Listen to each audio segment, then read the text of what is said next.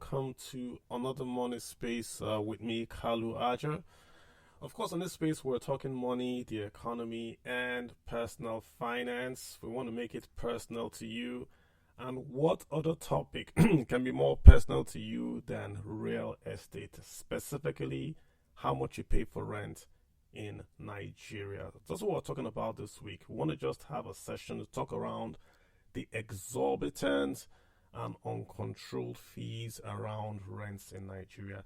Now, we're not talking about the rent per se. There's not a space to say we want to do rent control or that the rent is too high. We already know rents are expensive in Nigeria, depending on where you live. We already know that. Our focus is a bit more specific, where we want to zoom in on the fees, the commissions, and all those ancillary services that are charged by the landlord and by the so-called real estate professionals in Nigeria. That's really our focus. And all week we've been talking around it, right? There are lots of examples. If you go on my TL, you see examples where folks want to rent a home for ₦1 million. And the fees, you see agency fees, 200,000 naira. Then legal fees, 200,000 naira. Caution, 100,000 naira. Already, the fees are 50% of the cost of rent. Already. How is that even possible? Let's give, like usual, I'll give you a few numbers. Then, guys, jump all over this because this is just really, it's really affecting your pocket. But rental in Nigeria is about 5 to 6% of average household expenditure in Nigeria. Food, of course, is number one at 57% if you live in the urban area. Then you have your transportation, and rent then takes up about 5 to 6%. So it's a major expense for you. The real issue with the rental is that in every other economic sector in Nigeria, you pay a commission. If you buy shares, you pay a commission. It's less than 5%. If you go to the bank, you pay COT. Really, it's less than 5%. VAT that's value added tax in Nigeria, charged by the government, like about 7.5%. You pay fees, you pay taxes. Even your taxation is 30%. What you pay to the government of Nigeria, personal income tax, 30% if you're a company. How much you pay when you bring goods in via the customs? It's not up to 30-40%. But when you want to rent a house in Nigeria, then the figures change. You are asked to pay a fixed cost, i.e. this agency and legal. It doesn't matter how much the house price is. So you could have a house or home or rental going for 500,000 naira, and you're asked to pay 200,000 as agency. What is agency? I don't have an agent. I saw the house. I called the landlord. I want to rent your house. He said, sure, you can rent the house. Why is it charging me agency? I don't have an agent. The landlord has an agent. Why am I paying for his agent? What about legal? It's just a downloaded, generalized real estate legal agreement. Why am I paying for the landlord's lawyer to draft me a legal agreement? Why? Why am I paying for that? What is caution? Is that a security deposit? The laws say security deposit should be returned back to me. Why is it not coming back to me? Then why is the total fees approaching 50-60% of rentals? Who is regulating this? We have a Consumer Protection Bureau. Are they aware of this? Because this is extortion to say because home prices are high, because volumes are low, you then take advantage of Nigeria. And this is essentially what we want to talk about. So we want to put a bit of spotlight on this sector with the hope that this would then lead to maybe laws around how much can be charged in total as rental fees towards buying a house or renting a house.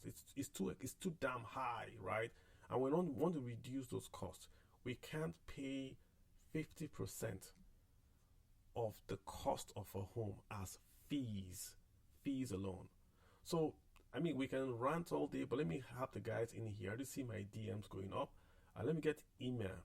Email, how are you? Thanks for hopping in real quick. What's your take on the issue? Have you experienced excessive fees when you try to rent a home? Are you renting right now? Talk to me, sir. Email, you've got the floor. You want to go ahead? All right, Joe Boy. Joe Boy, get in here, please. Okay, good evening. How you Thank doing? you for. I'm fine. Thank you for giving me the mic. Yeah, when I saw the topic, it was very interesting, so I hopped in immediately. Okay, I'm going to take things from some perspective because I've actually been able to work with a couple of agents and all of that. So one of the key problems is that a lot of times when people look for property, they hardly have access to the direct owner, the landlord. They actually go through an agent who also probably gets like 5 or 6 other agents sometimes, or 3 others who actually participate in the rental process. So they now have to share the money, you know, amongst themselves. And a lot of times, I've noticed there's a pattern with the property owner also wanting to participate in the sharing of the agency fee. It is something I've experienced directly. I know some people who have properties who do the same thing, and then the agent is forced to take it because you need to survive. You need to survive whether you like it or not. They are forced to Yeah. anything they see, and they cycle Joe, actually. Your audio is your audio has a So one of the your biggest audio has a problems is popping sound, Joe, your audio has a popping sound. Is that you? okay. Let me put Go off go my. go ahead. Go ahead. Go ahead. I got you now. I fixed it. Okay. Okay. So I said so. One of the key problems is what actually gets to the agent at the end of the day. That's when it comes to the agent side of it. Now, for the legal side, I think I disagree totally with the whole legal fee thing. It's just theft. I Yeah. think basically, especially in places where property is challenging to get, people are taking advantage True. True. of everything that's going on, taking total advantage. Yeah. I'm facing a situation where, for instance, my landlord just came and doubled my rent, and when I'm trying to negotiate, he's saying, "Oh, his argument is that's through the agent, of course, is or the lawyer rather. His argument is that it is still cheaper than the current um, rental value for the property and all of that, because Yeah. I don't know what really happened. Way properties skyrocketed in the last 1 year or thereabout. It's really, really amazing. And of course, because of the whole inflation thing, Yeah, cost of building is higher. Of They course, yeah. want to take the current value. So now his argument is that, and for me, knowing my rights, I can actually sit down and take this guy to court or tribunal or the Lagos State, whatever. I know it is wrong. So Joe, you see the point. See where I'm going to with this, right? I don't want us to go into the if the rent is high. Rent is a different topic entirely, right? If we talk about if rent is appropriately priced, you're going to hear inflation. You're going to hear the landlord say, "I'm borrowing at this."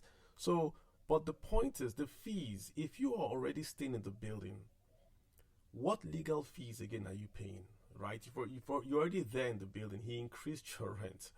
So what's the legal fee for? What's the agency for? What's the caution for? For the new guy trying to get the place. That's really where I'm going to with this. Because what's happening is that people are paying double, a quarter, half addition to the cost of the property or the rental because of all these additions. And there's no work being done by the lawyer, i.e. legal, or by the agent, i.e. agency. It's not you're the tenant. It's not your lawyer. It's not your agent.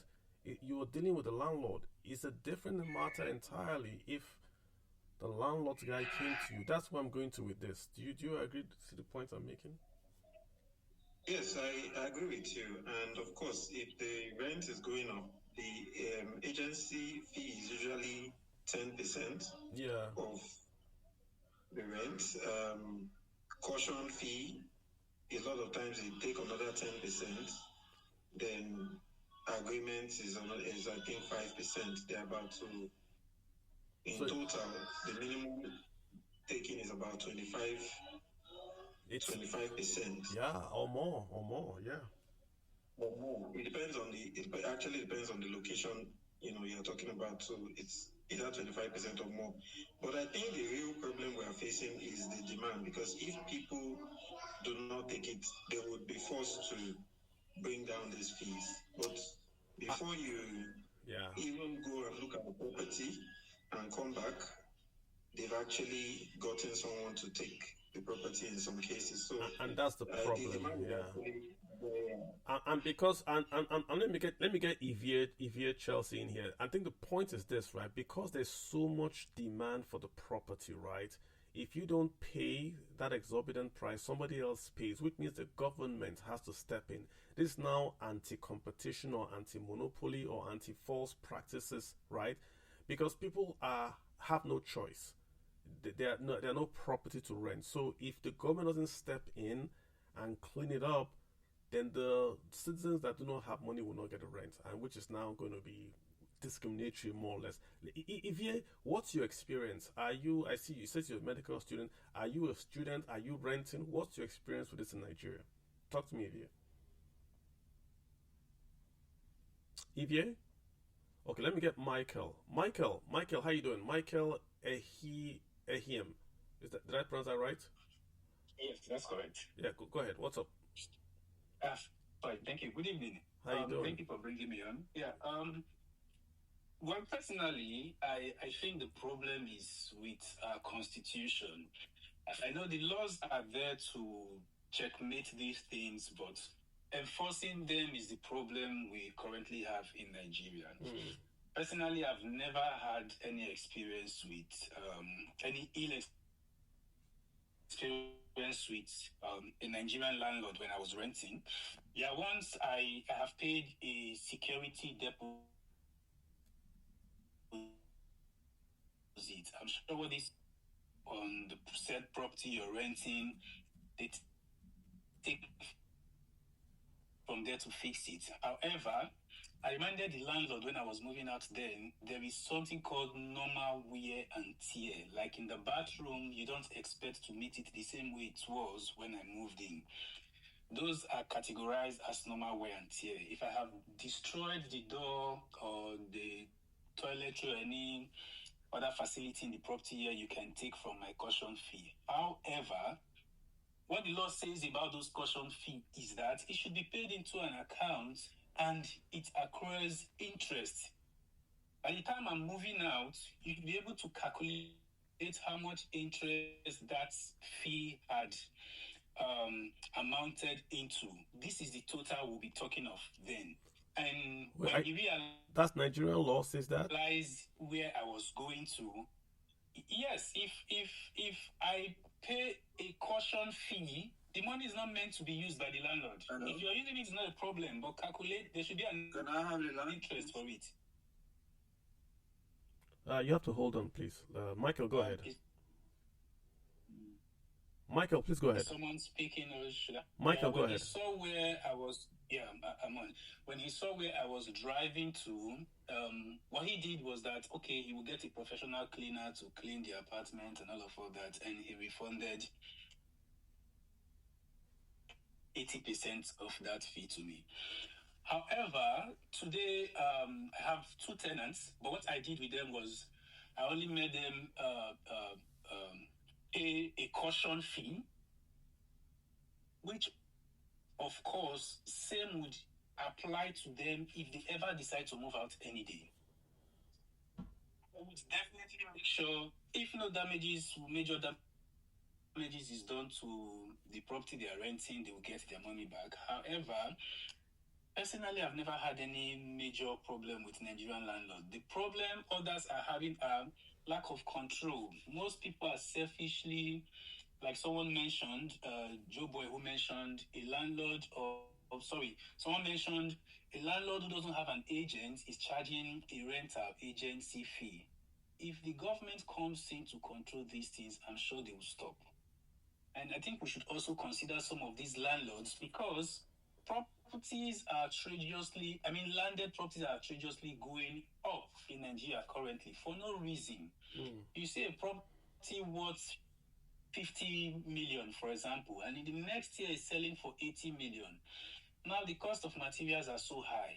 Imagine acquiring such a property, erecting the structure.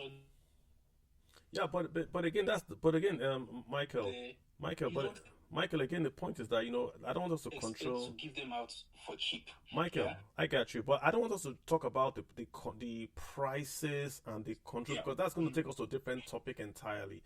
I think the point I want to focus on, like you mm. brought up a good point about the caution fees should be put in the bank account, and then who gets the interest, the tenant and the landlord, or just the who gets the interest on the caution fee? Who The gets that? tenant. The It's tenant. the tenant's money. So It's the the tenant's tenant. money. So the Yeah, tenant gets it. Oh, perfect. So, yeah. so this I want us to Mm. focus on these fees because when we talk about the price of homes, it's going to take us into inflation, and then someone's going to hide behind that. But I think you brought a good point out there. Excellent. Let me get. I think I saw a lawyer here. Do you want me hopping to a lawyer? I don't know if he can speak. I got Kayode Oyemakinde. Let's just hear the legal side of this, because I just want to be clear, Kayode, since you're a lawyer. If I'm renting a house and I didn't appoint a lawyer, why am I paying agency? Kayode, could you help us out here? Good evening. Thank you very much, Mr. Carlo. Right now, the fact is, I own a property example. Kayode, could you? I can hear you, but I audio is own a very property. low, Kayode. However, Ka- okay, can you hear me now? yes, yes. Am I Just audible now? yeah, better, but I would prefer more. But go ahead. Okay. Okay. Okay. Good. I own a property, for example. I own a property and I need to rent it out. Fine. It is easy to rent out, but we need to have a contract. Who Mm. pays for the contract? That's where we should start. Are you with me? Yeah, Kayode, your audio is. Kayode, I really want you to. I want folks to follow you. Am I audible? Yeah, fix the audio, Kayode. Please come back because you're a lawyer, and I want to basically answer that question. Your audio is really low, and I want folks to be able to hear you Can really. can you hear me? Yeah, go ahead. Yeah, he's off. Let me get Sam. Sam, I lost the lawyer, Sam, but I was really wanted to get that question answered. Like, if I want to rent a place, Sam, and the landlord has his lawyer, the landlord has his agent. Why am I paying the landlord's agent and the landlord's lawyer? Sam, do you have an answer for me on that? Oh, good evening, Mr. Carl. It's really nice to be here. I've actually been a real estate expert for the past 5 years.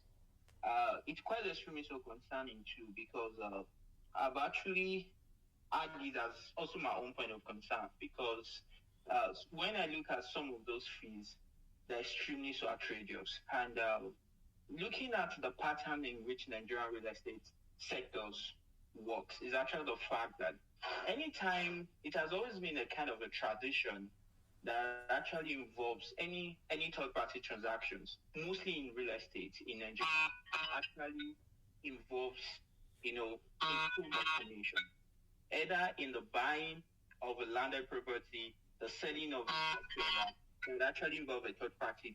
There has always been a kind of a commission. And that's exactly what transferred, basically into the renter part of it. Looking at it from the renter part of it, let's look at it from the agency part. Now, these agents, or let me say this agencies or realtors, whatever they are actually called, actually take this as a full-time job. So their own obligation in all of these transactions, either as a lawyer or as an agent, is actually to get listings and make sure that those listings they actually go as much as possible. Any length actually gets buyers and gets tenants. So which actually involves them placing various ads.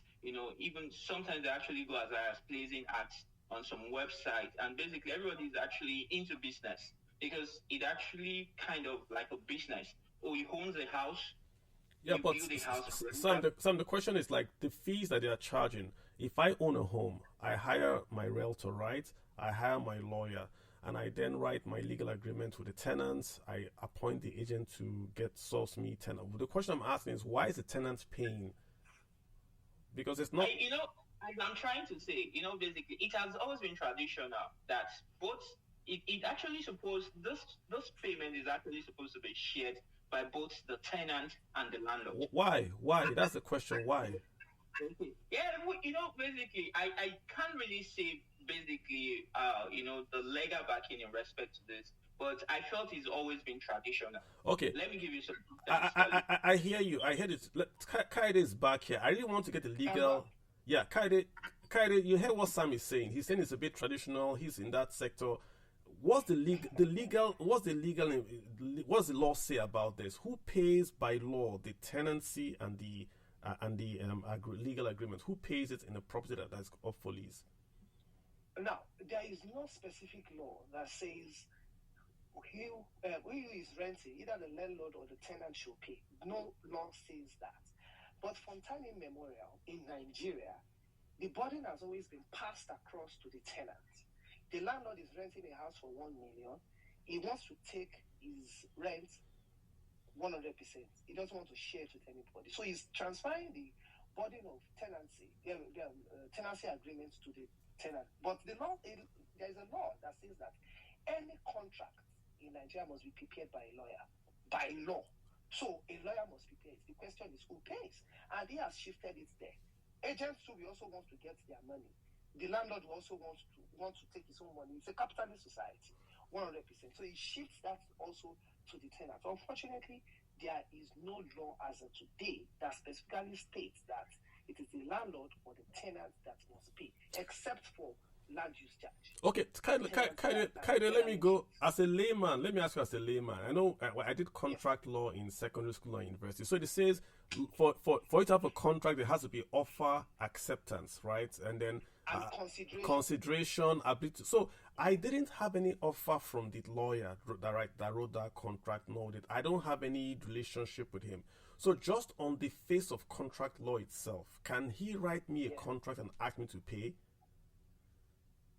That's why I said the landlord has transferred it. But can they do that? Offer. Yes. Offer is the landlord is offering his house for rent. But that's the rental. No, that's the rental.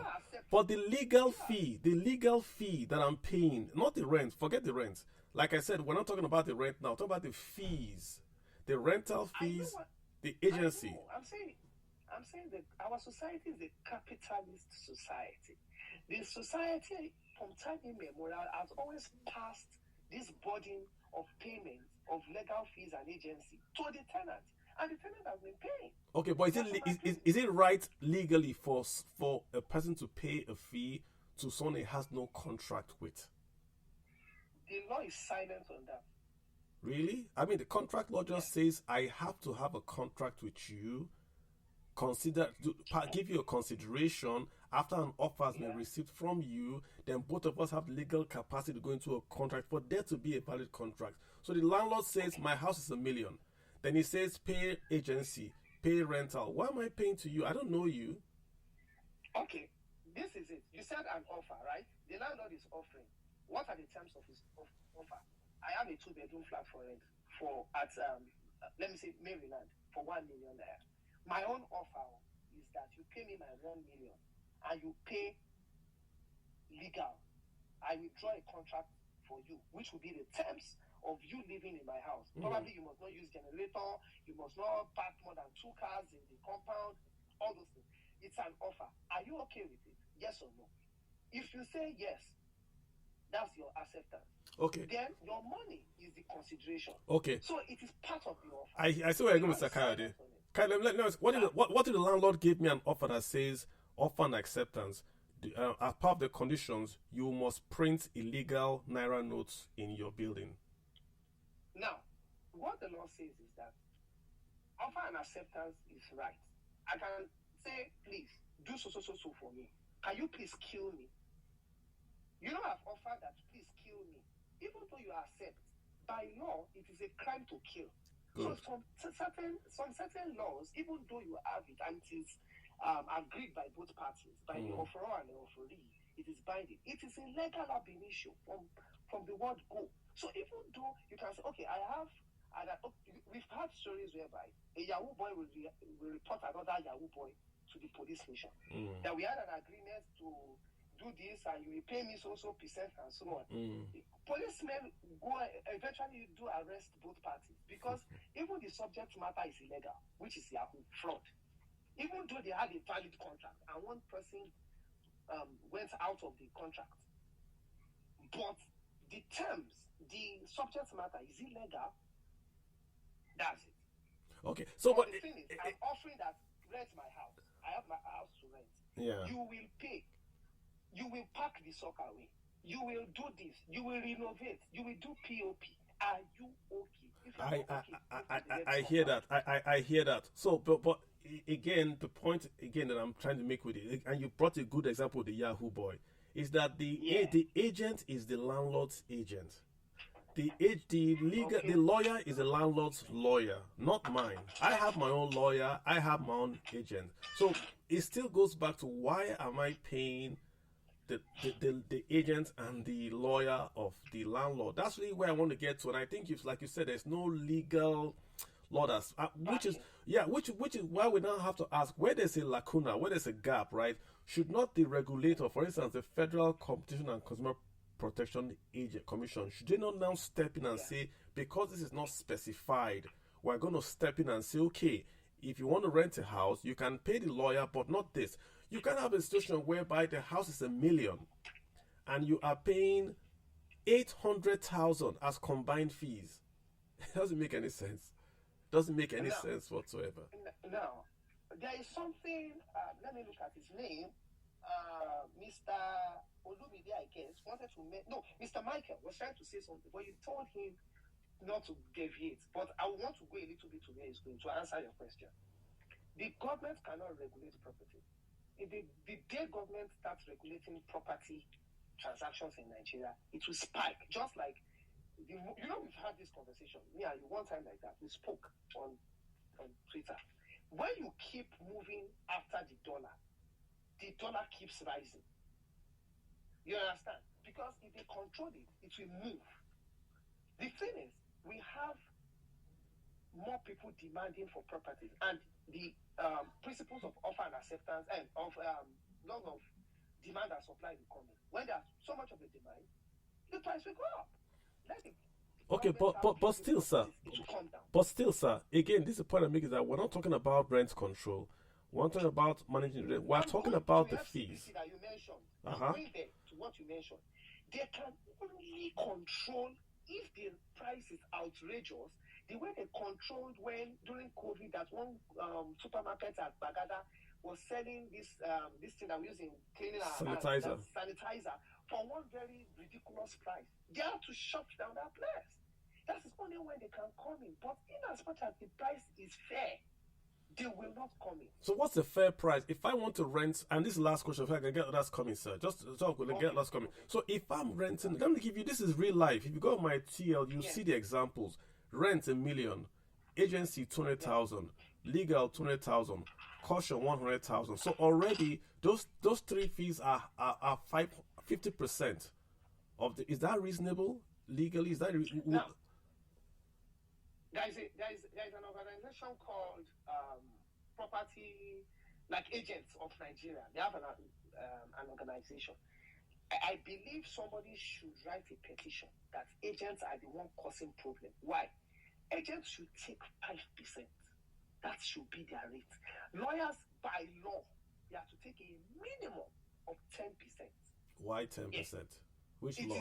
This law. I can furnish. Which law? Which law? I did not do it. Okay, but who wrote the law? Lawyers wrote the law. Who wrote the law? Is it like a federal law? Sir, no, I'm not arguing. I'm just giving context. Is it a federal law? Rule is a law-binding lawyers. By our body of benchers and. Okay, legal guys wrote the law. Okay. Within the Nigerian Bar Association. Okay, one of the arms. Usually, there is a measurement we use in measuring our charges. Okay. There is a minimum, but there is no maximum. Okay. Why? If you put a minimum, if you don't have a minimum, some lawyers can say you bought a property for 500 million, or guy, just give me 50K. You are spoiling the market for some other lawyers. Yes, I've turned down a property that I see where you're going. That's fine. Like 300 million in 2022, and he wanted to pay me 200,000. Yeah, he wanted to pay me 200. In short, he wanted to pay me 100,000. He increased it to 200, and I declined. Now let's go back to this thing. The fact is, agents take 20%, lawyers take 10%. Most of these agents are not lettered, and people find it easy to pay an agent that did not go to school, and a lawyer that did about 7 years academic work. You find it difficult to pay 10%.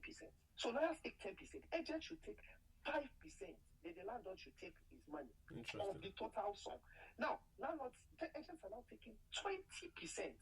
They will take 2 years because the landlord himself is also taking 2 years sometimes. Meanwhile, there are areas where you can take more than a year. There are areas where you can't take a year. A place like Banana Island, you can charge 5 years. A place like Apapa, you can charge more than that. GRA, Keja, you can charge. There are some certain areas in the tenancy law of Lagos State that you can take more than a year. But any other place, you must take maximum of 1 year. If that landlord is asking for more than that, you can report him. It's going to be a big issue for him. You can even charge him to court. So some people don't know their rights. All right, that's all I'll have you here, Mr. Kaido. So, Mr. Kaido, please don't go anywhere. Just stay right there, right? We're going to dimension it. Just stay right there. So, Olumide, you've heard the tenants, you've heard the lawyers, there are more tenants that want to speak. But Olumide, what's your take just on the economic side? If rents keep on, if I pay a house and I pay rent, fees, in the end, is total cost towards houses or towards rent that's going up. But that's inflationary because the house price has not really gone up. But the real estate agent, the lawyers have added to the cost of me buying a house or renting a home. Isn't that inflationary, Olumide? And it's more than inflationary. I just want to ask 2 questions before I answer a question, Carl. Sorry. So, in the States, do lawyers, are they mandated to sign contract? Do you have to sign contract? Do lawyers, do you pay for lawyer fees when you rent a house in the US? Because in Europe, where at least I've stayed in 6 European countries, I never paid any lawyer fee, and the agent fee usually is half of the month rent. So, for example, if you're paying 700 euros, for example, it just takes half of that money.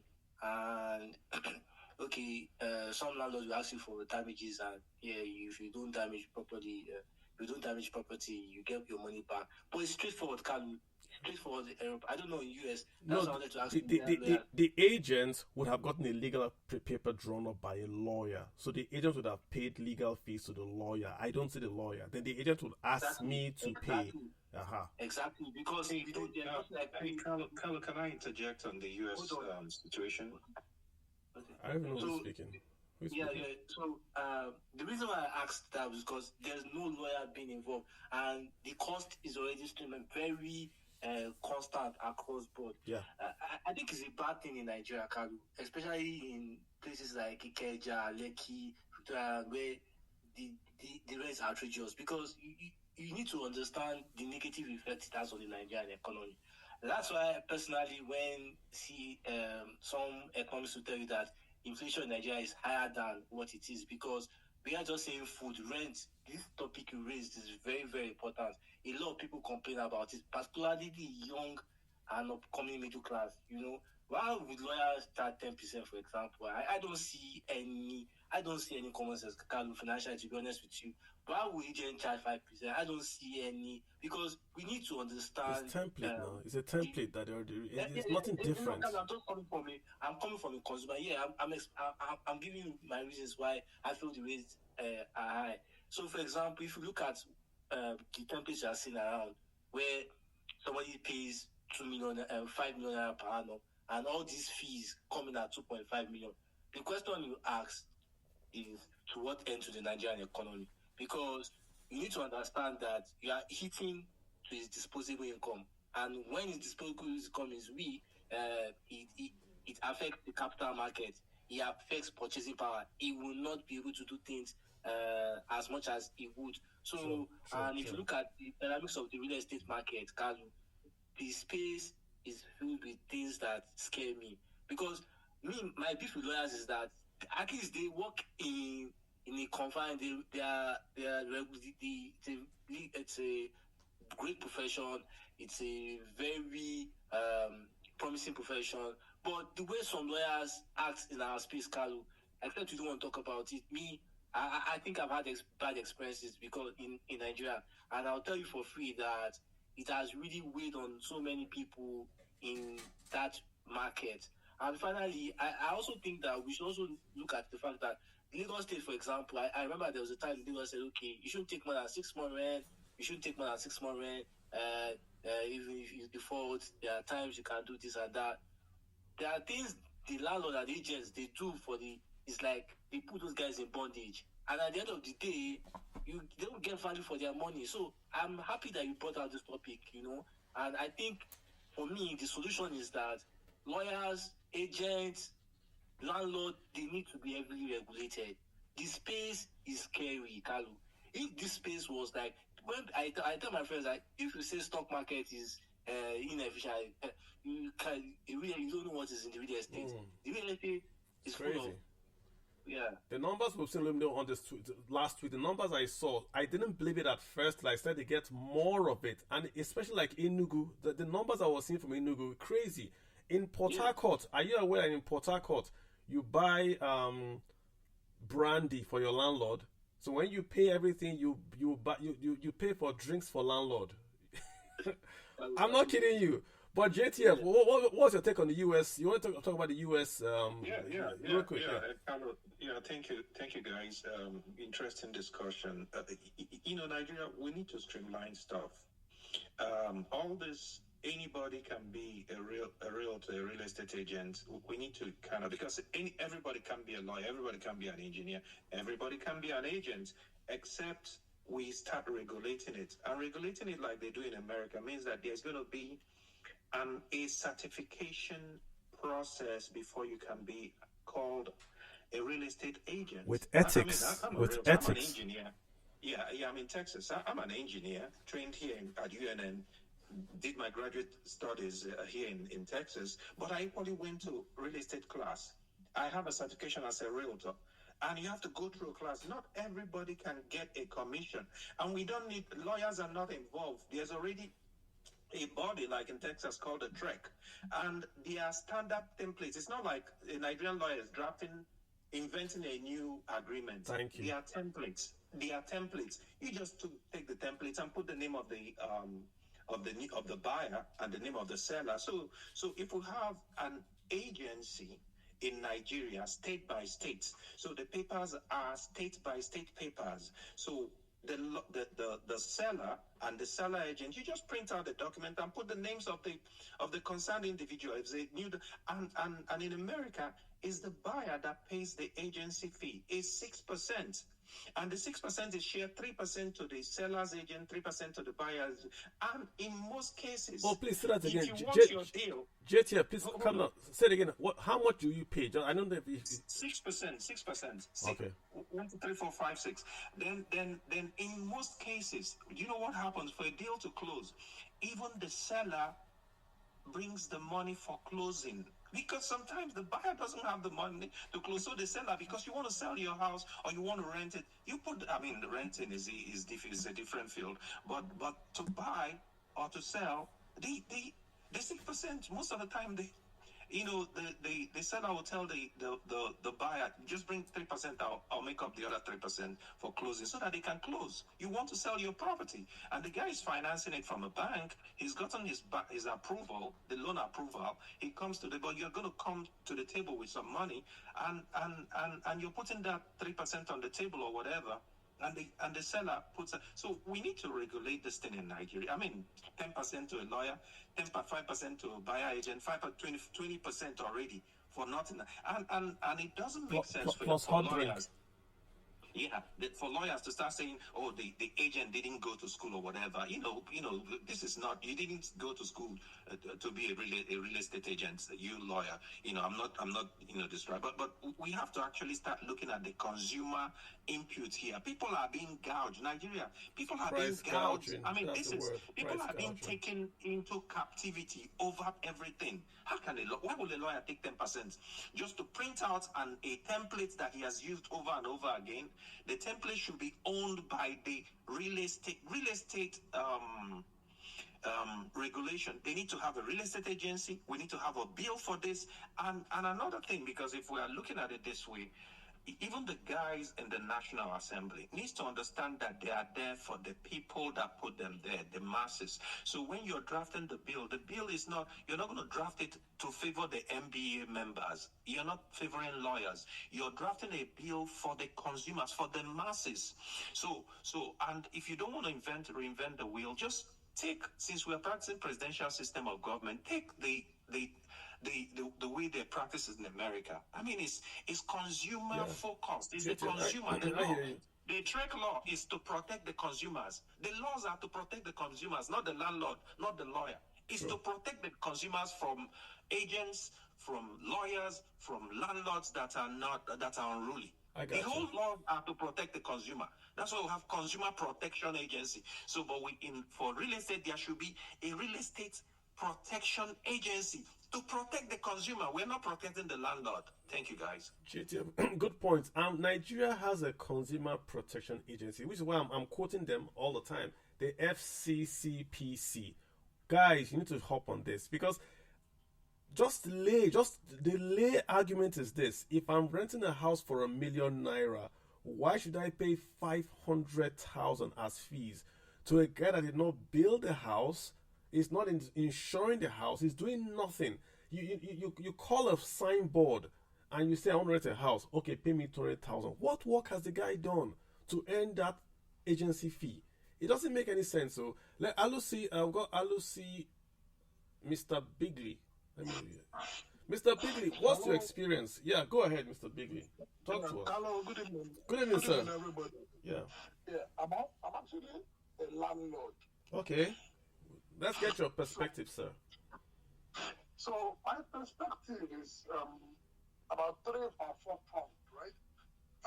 One is you've been harping on something about the agents and the lawyers. Let me clarify something. The agents actually belong to the tenants. The agents are the tenants' agents, right? Because you're looking for accommodation. You go out and you go and engage an agent or two, right? And they start taking you to different places looking for accommodation. So the agents are your staff. Employ the agents to help you with accommodation. So you should be paying them. That's my perspective. And then for the agreement, for the lawyer agreement, the issue I have with that is I don't believe that lawyers should take a percentage in any transaction. I believe there should be a flat rate. So for doing exactly the same job, just because of value, let's say I'm renting a house for 5 million, and let's say I'm renting a house for 5 million in Lagos, and the same me, I have a house in my village in Anambra, and I'm basically giving out for free. But I still want an HSC agreement, a tenancy agreement being done for 2, right? So why would I pay my lawyer, or why would anybody pay my lawyer? The lawyer said 10%, right? Minimum of it. Why would anybody pay my lawyer 500,000 for the same job that is earning ₦0 for in Anambra? I hear you. It doesn't make any sense. It should just be a flat rate. Let's say agreement on this kind of. It should be like an affidavit. If you want to go and make an affidavit, you know it's 2,000 naira an affidavit. You go and sign your affidavit. Notary public stamps it for you. Everybody knows the price of an affidavit. So this even in terms of even the sale of property and then the rent, having a particular, what is it, a percentage kind of this doesn't make sense. I agree with JTF saying that there are already templates that they should be like in the US they have templates. But going to the other part as a landlord, for organized environment or countries where you have your credit rating, you have all these things in place to prevent default. You can come out and say there's no need to protect the landlord, right? But Nigeria, it's a dog world. It's crazy. If you've involved yourself in trying to purchase and develop property in Nigeria, everybody sees you that, you have money, you can buy land, you can build house, you have money. So everybody is out to just Mr. Bigley, Sometimes I feel that. I have a question, Mr. Bigley. I have a question for you. So, Go ahead. your building, when the building was ready for rent, did you employed an agent? Who that sign in front of your house, the agency sign, who employed him, sir? Is you? So the agents are even when buildings are going up, agents are coming to meet you, right? The agents are coming to meet you, begging you that can I put your building in my list? Is how these guys work.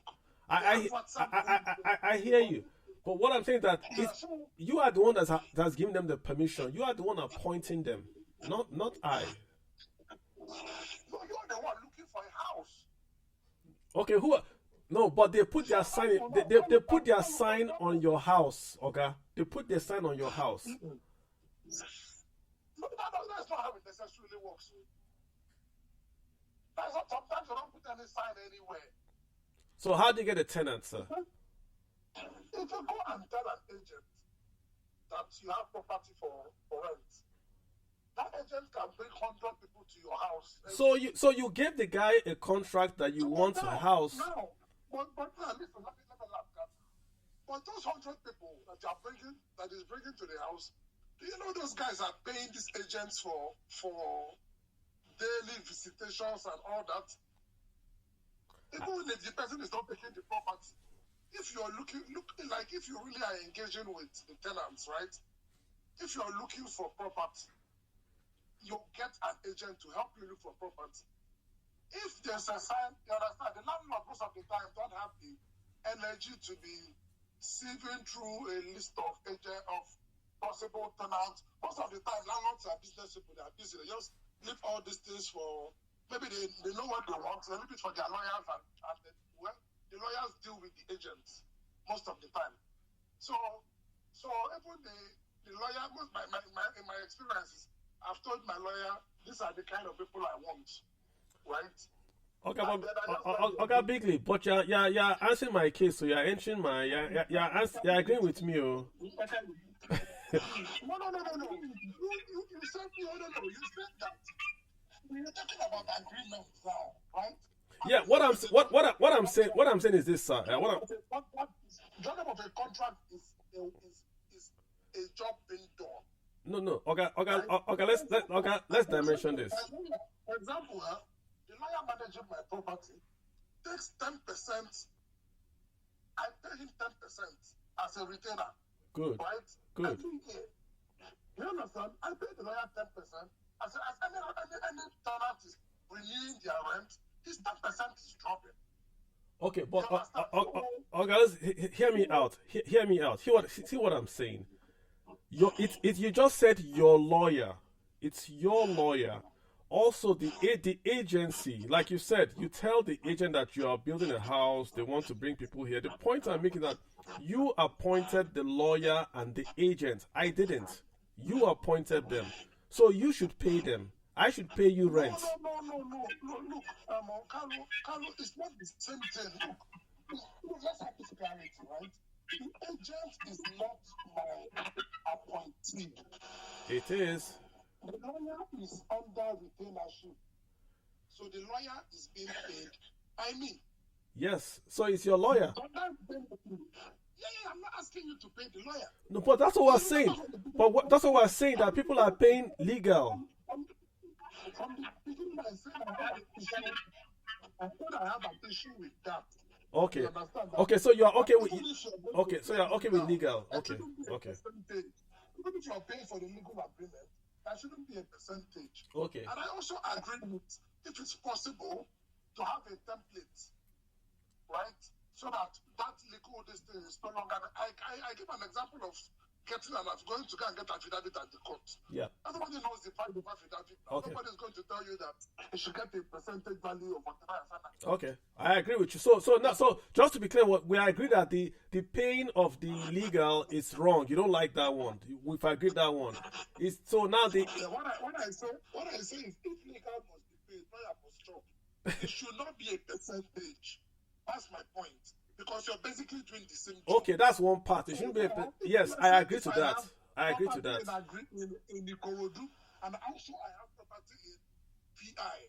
and then the lawyer that handles a contract for those property will come and collect million in VI and come and collect this for basically the same Same job. thing. It doesn't make any sense to me. I hear you, but again, okay, Yeah.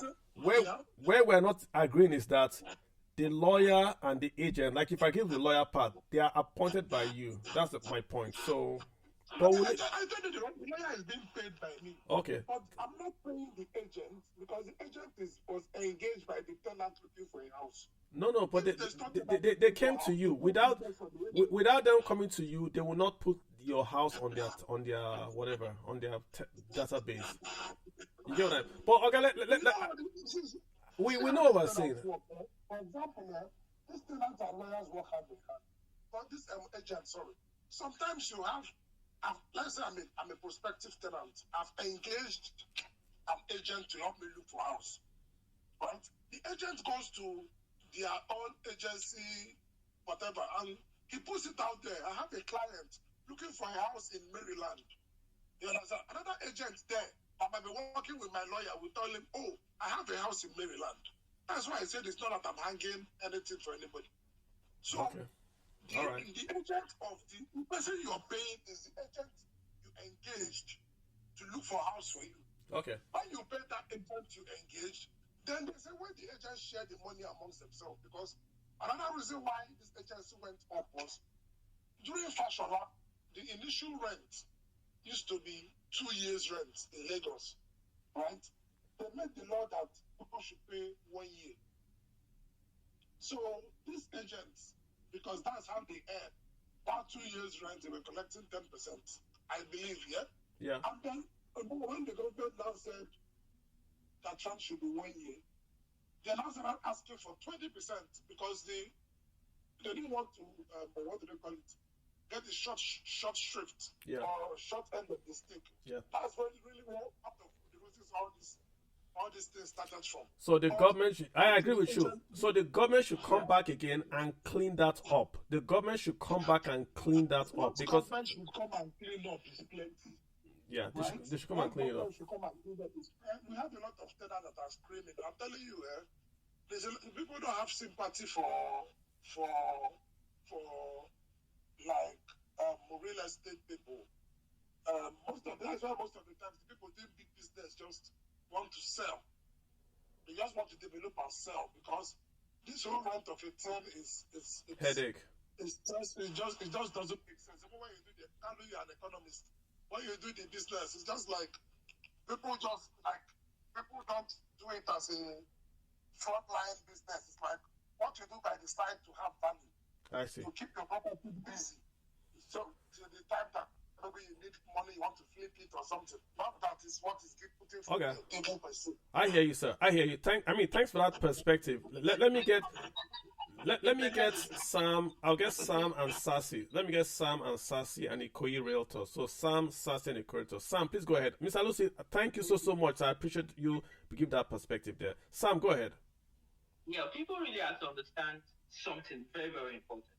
Is that the agency fee you're actually paying, the agents most times actually serve as the intermediary between the landlords and the tenant.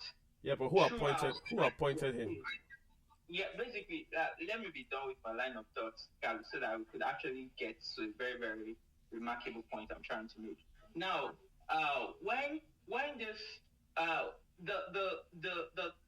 when you pay the tenancy, when you pay the agent fee, you actually have every right to actually lay any complaint and hold the agent accountable till those faults are fixed. Because most times, when you actually have an agents are much more accessible to people than the landlords.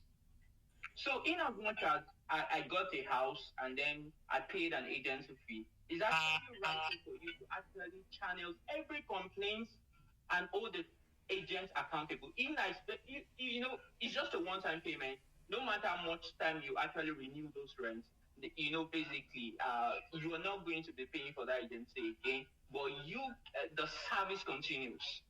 So if you're having a problem with some of the house facilities that are supposed to be repaired by the landlord, the landlord is incommunicable, Most tenants don't even relate to the landlords in any way possible. They relate with the agent. But most times we just discover the fact that in Nigeria real estate sector, mostly in the southwest region, yeah, the agent actually play the middleman rules between both the tenant and the landlord. And always at the end of the point in time, even when they tend to actually at the end of the day protect both the interest of the landlord and also the tenants. So understanding this will actually change the dynamics of how you're actually looking at it. You're mixing up terms here, right? Sorry. The agent just helps you get a house. Someone like an intermediary can be the caretaker or the lawyer or whatever. But the agent just helps you get a house and go. It's not the person that is handling the house for you. If the person starts handling the house, it's no longer an agent. It now has another name, maybe a caretaker or something else. If it becomes the intermediary between you and the landlord. But the agency we're talking about in this place, I believe, is when you're looking for a home, the amount of money you pay the person that helped you get the house. Absolutely. Yeah, and I think you made a point about the government of Lagos State taking the rental from 2 years to 1 year. So the guys had to increase it to 20%. That's a key finding here. That's one reason why. So perhaps the regulators need to come back and do a bit of cleanup. That's the point again that we've highlighted here. Sassy, Sam, I hear your comments. Fantastic. Again, I go back to this initial point I've made from the start of the space. If you appoint somebody, you pay the person. I mean, I'm not a lawyer, but if you appoint somebody, you pay the person. That's just my take. Sassy, hop in right here. What's your mind? Yeah, good evening, House. Yeah, go ahead. We can hear you, sir. Okay. I had the urge to join this discussion because I'm actually looking for a house. And within 2 years span from my year of graduation to now, the whole thing is a mess. While in school, we normally go to lodge and see an empty room. We pay and just pay 10,000 naira for the lawyer's fee, which is the agreement. But coming back from service to same Oka, they are now telling me that it's impossible to get a lodge for 400 to 350,000. A lodge. What is lodge? Sorry, just for what's lodge? Is it like a lodge? Just a self-contained. Self-contained. Okay, gotcha. A room for a student. Something that previously with 200,000 you get most above average. But now they are telling me to get it with 400 to 350,000 is almost impossible. This was being communicated to me by an agent. If you go by yourself, even when you locate a house by yourself, they'll tell you that the house has an agent. That you should go to the agent, even when you locate the house by your own self. So a lot of things have changed, and I think the government need to intervene. A lot of middlemen in the Nigerian commerce sector, there are a lot of middlemen doing nothing. And that's what they cost. I don't need an agent to get the house. Yeah, I mean, again, JTF. He says what? No, you're totally right. You're totally right. So let me know, JTF. Like when I want to get a house in the US, I have my agent. The landlord has his agent, and I think both of them meet and share. I think both of them meet, but I appoint 6%. Yeah, that's what I'm saying. If we can, since we copied the US presidential system, we should copy the things that are good there. And in Nigeria, I mean, Carlo, you know me very well. I'm Ike Chidolo. If we keep the consumer in mind, why are we, look at what I think Kayode said about, Sam said about Lagos. They have to increase the agency fee to 20%. So the whole thing here is to cater for the agents, not cater for the consumers. Why are we catering for the agents? Those are the things. And this is a teething issue. So as we're discussing it, what the consumers, what the masses need to do is to start pressuring not their local House of Assembly members, lawmakers, because this is not about the agents. This is not about the lawyers. And the lawyers should know that this is a government of the people, not of the lawyers and of the agents. So this is a very important issue. In America, it's 6%. If you're not comfortable with it, live in the streets, change job. And the 6% is split two ways between buyers agents and seller agents. That's what we need to do in Nigeria so that people will know, because it's all these things that get into the get rich quick mentality. Oh, the lawyers, the agents are on the left hand criticizing the local traditional people that are going to the native doctor and trying to get rich quick. They are doing the same thing using a more refined way. It's still the get rich quick mentality. They want 20%, they want 30%. If they can get 50% off, and to rent an apartment here, it used to be 1 month rent that the landlord gives to the and it's not taken from the renter. It's the landlord that pays the agent. But now they've reduced it. Is the apartment complex, if I'm trying to rent, or if somebody's trying to rent and he puts my name as his agent, they can give me is a one-time fee. They can give you $200 if you'd like it. I mean, so they've made it. It's all about the tenant. It's all about the renter. It's all about the consumer. We need a body, state by state. We need a national bill that will address this. When we address it, because that way the cost of real estate will not start, at least from the consumer angle. The person buying the house, the person renting the house. I mean, you're paying 5 million already or 10 million already. Then you have to add 20% for it, to take care of some agents. We need to start reviewing this thing. A state can lead the way, and people, can lead the way, and you're leading it to the House of Assembly.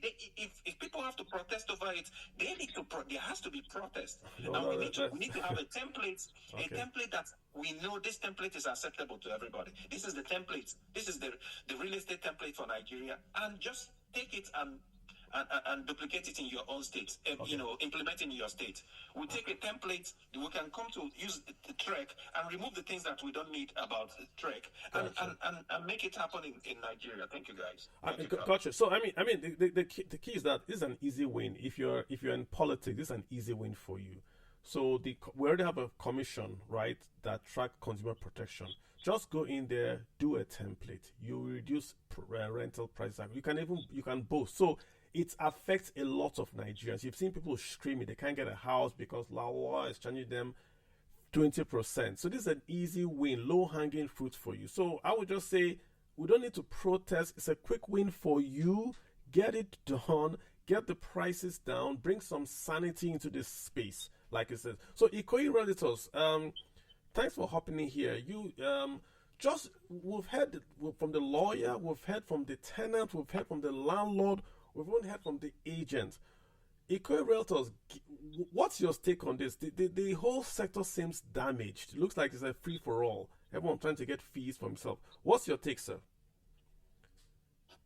Thank you, Mr. Kalu. Good evening, boss. And good evening, everyone.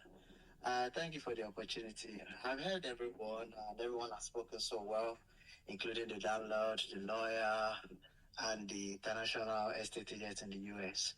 You see, the thing about this sector is that it's not that they are not regulators. They are regulators, but they are all sleeping. The government has a regulating agency. There's an institute, Institute of National Institute of Surveyors and Valuers. So they are the main institute, just like you have the ICANN regulating accounting, you have the NBA regulating the lawyers and things like that. So this institute is everything that has to do with real estate. So in terms of land, in terms of machineries and things like that. So this institute is in charge, but they also have in the institute, they have an agency unit. So, because mostly in that institute, what people presume that they regulate is just estate surveyors and valuers, that they are just to survey your estate and they are just to value properties or machineries. But no, they also need to also regulate the agency arm. And the agency arm is the cash cow for that institute. But just unfortunately, I don't know what their whole governing council is doing. So now come to everybody wanting to be an agent overnight.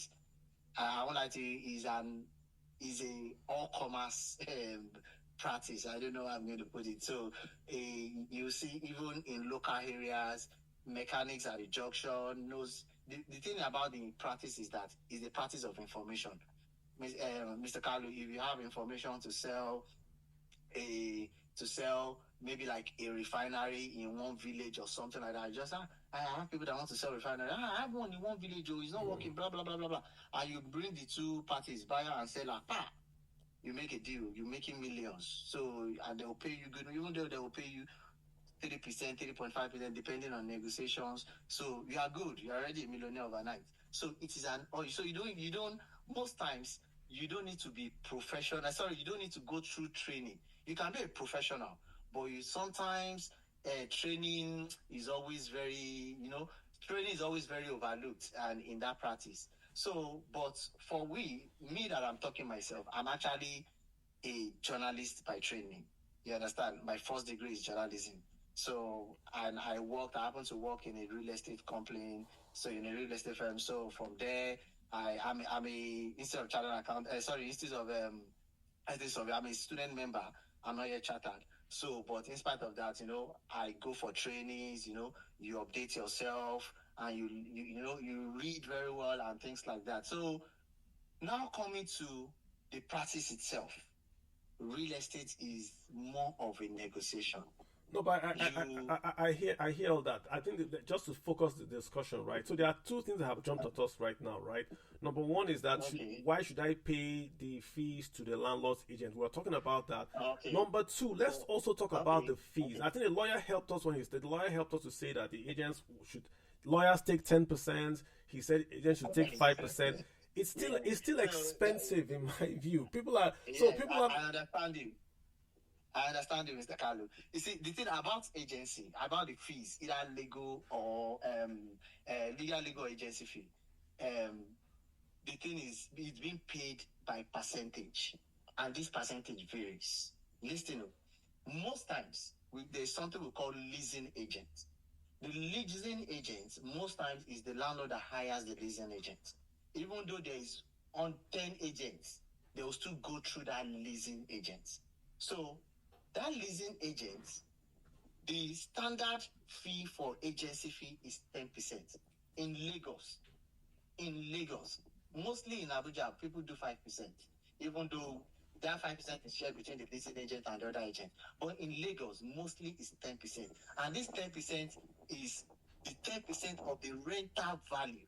So for instance, if you are leasing a property, you are leasing the property for 5 years with 3 years payable. That 3 years payable, let's assume is 30 million per annum. 3 years payable is 30 million. You are paying those fees on the value of the rent, the payable rental value. You are paying 10% of that 30 million.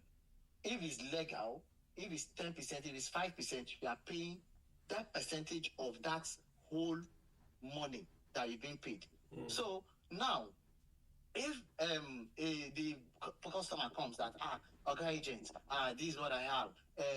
I come to you directly. I don't have an agent. Maybe because I saw your banner on the property, so I come all by myself. You are the only agent, the landlord's agent in this regard. I don't have 10%. Let's do 5%. Let's do 7%. Let's do 7.5%. All these things are negotiation. I think in such manner, in such case, the agency should be reasonable that I'm not sharing my fees with any other agent. Because in this practice, there is a whole lot of greed, I won't lie to you. There is a whole lot of greed that you can't even fathom. Some people, they will be the only agent on that transaction, or they will still want to collect 10% from you, if not more. So, and when it comes to lawyers, a lawyer can charge between 5 and 20% on a transaction, still depending on the nature of the transaction, depending on the value of the transaction. Some rental value, maybe in terms of lease, can go up to the tune of 300 million.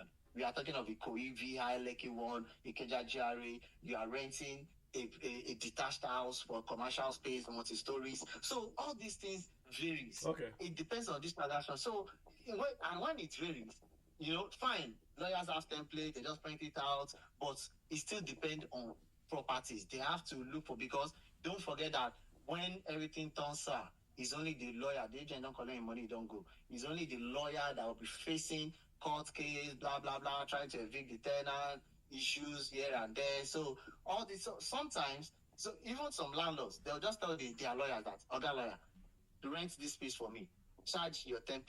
When this court case come, I won't pay you.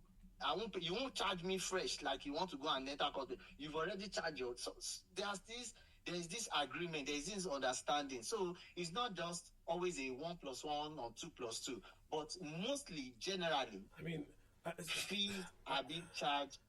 it's bad. So so if you guys don't clean up your act, they're gonna come clean it up for you guys, and it will be bad for you. Let me just share. Let me share with you just. Hold on. Let me just share with you just what's on. Just there are many people are sharing. This is rent in Jahi, brand. This is 2-bedroom flat. Rent 6 million. Yeah. Service charge 600,000. Caution fee 600,000. Agency 10%. Legal 10%. How? Okay. This is unregulated robbery. I understand it, Mr. Kalu. It's robbery, daylight robbery. I can understand, but I won't lie to you. Inflation contributes to these things. How does inflation contribute to service charge of 600,000? How? Let me explain. See, when it comes to Ikoyi, when it comes to VI, this highbrow in Lagos, people want 24 hours. Like I always tell people that, see, when you want 24 hours, it's expensive. Like power is expensive, and thank God, most of them are coming from the West. Right. All these, maybe they want to relocate back, so they know power is expensive. So when you charge them service charge, most times what we do in Ikoyi is that we do give them power is pay as you go. You have 24 hours, like either we are on diesel or you are on national grid. You don't even know. So we can just charge them that, okay, your power, you recharge your power for like, you can charge 500K on your power. But on the service charge, we can say, okay, pay like 2.5 million or pay like 3 for a 3-bedroom flat. Pay like 3 million for the service charge. The thing is that the service charge is a fixed charge. It's a fixed rate. Security salary is fixed. Loma is fixed. Swimming pool maintenance is fixed. Gym maintenance is fixed. Whatever. Horticulture is fixed. All these things is fixed. So in the service charge, don't forget that there's a facility complaint that comes in. A facility complaint, they will pay from I want you to get the point people are saying. Look at the point people are making to you. It is you guys are charging a percentage on an inflated basis. You are charging 20% for agency. What agency? You are charging 20% on legal. What legal? Caution fee. A guy just told us here that caution fee, and we have to move on. Let's move on. Well, caution fee should be put in a bank account. Let me quickly. You guys don't do that. Caution fee. Mr. Khan, let me quickly treat the caution fee. The caution fee, because of the cost of building materials these days, most landlords will charge you 10% for caution fee, and this is the reason. They will, when you are renting their house, the house is looking pristine, painted, POP, everything is sharp. So most tenants, you have stubborn tenants. So tenants can use 2-3 years in this apartment and they go. They leave everything so they just use the apartment so rough, and by the time they go, the landlord will come back and say, with the cost of increase in all these materials, even sometimes the caution fee is not even enough to put the apartment back to the status where the person rents the apartment. So that's why we always call it non-interest refundable caution fee.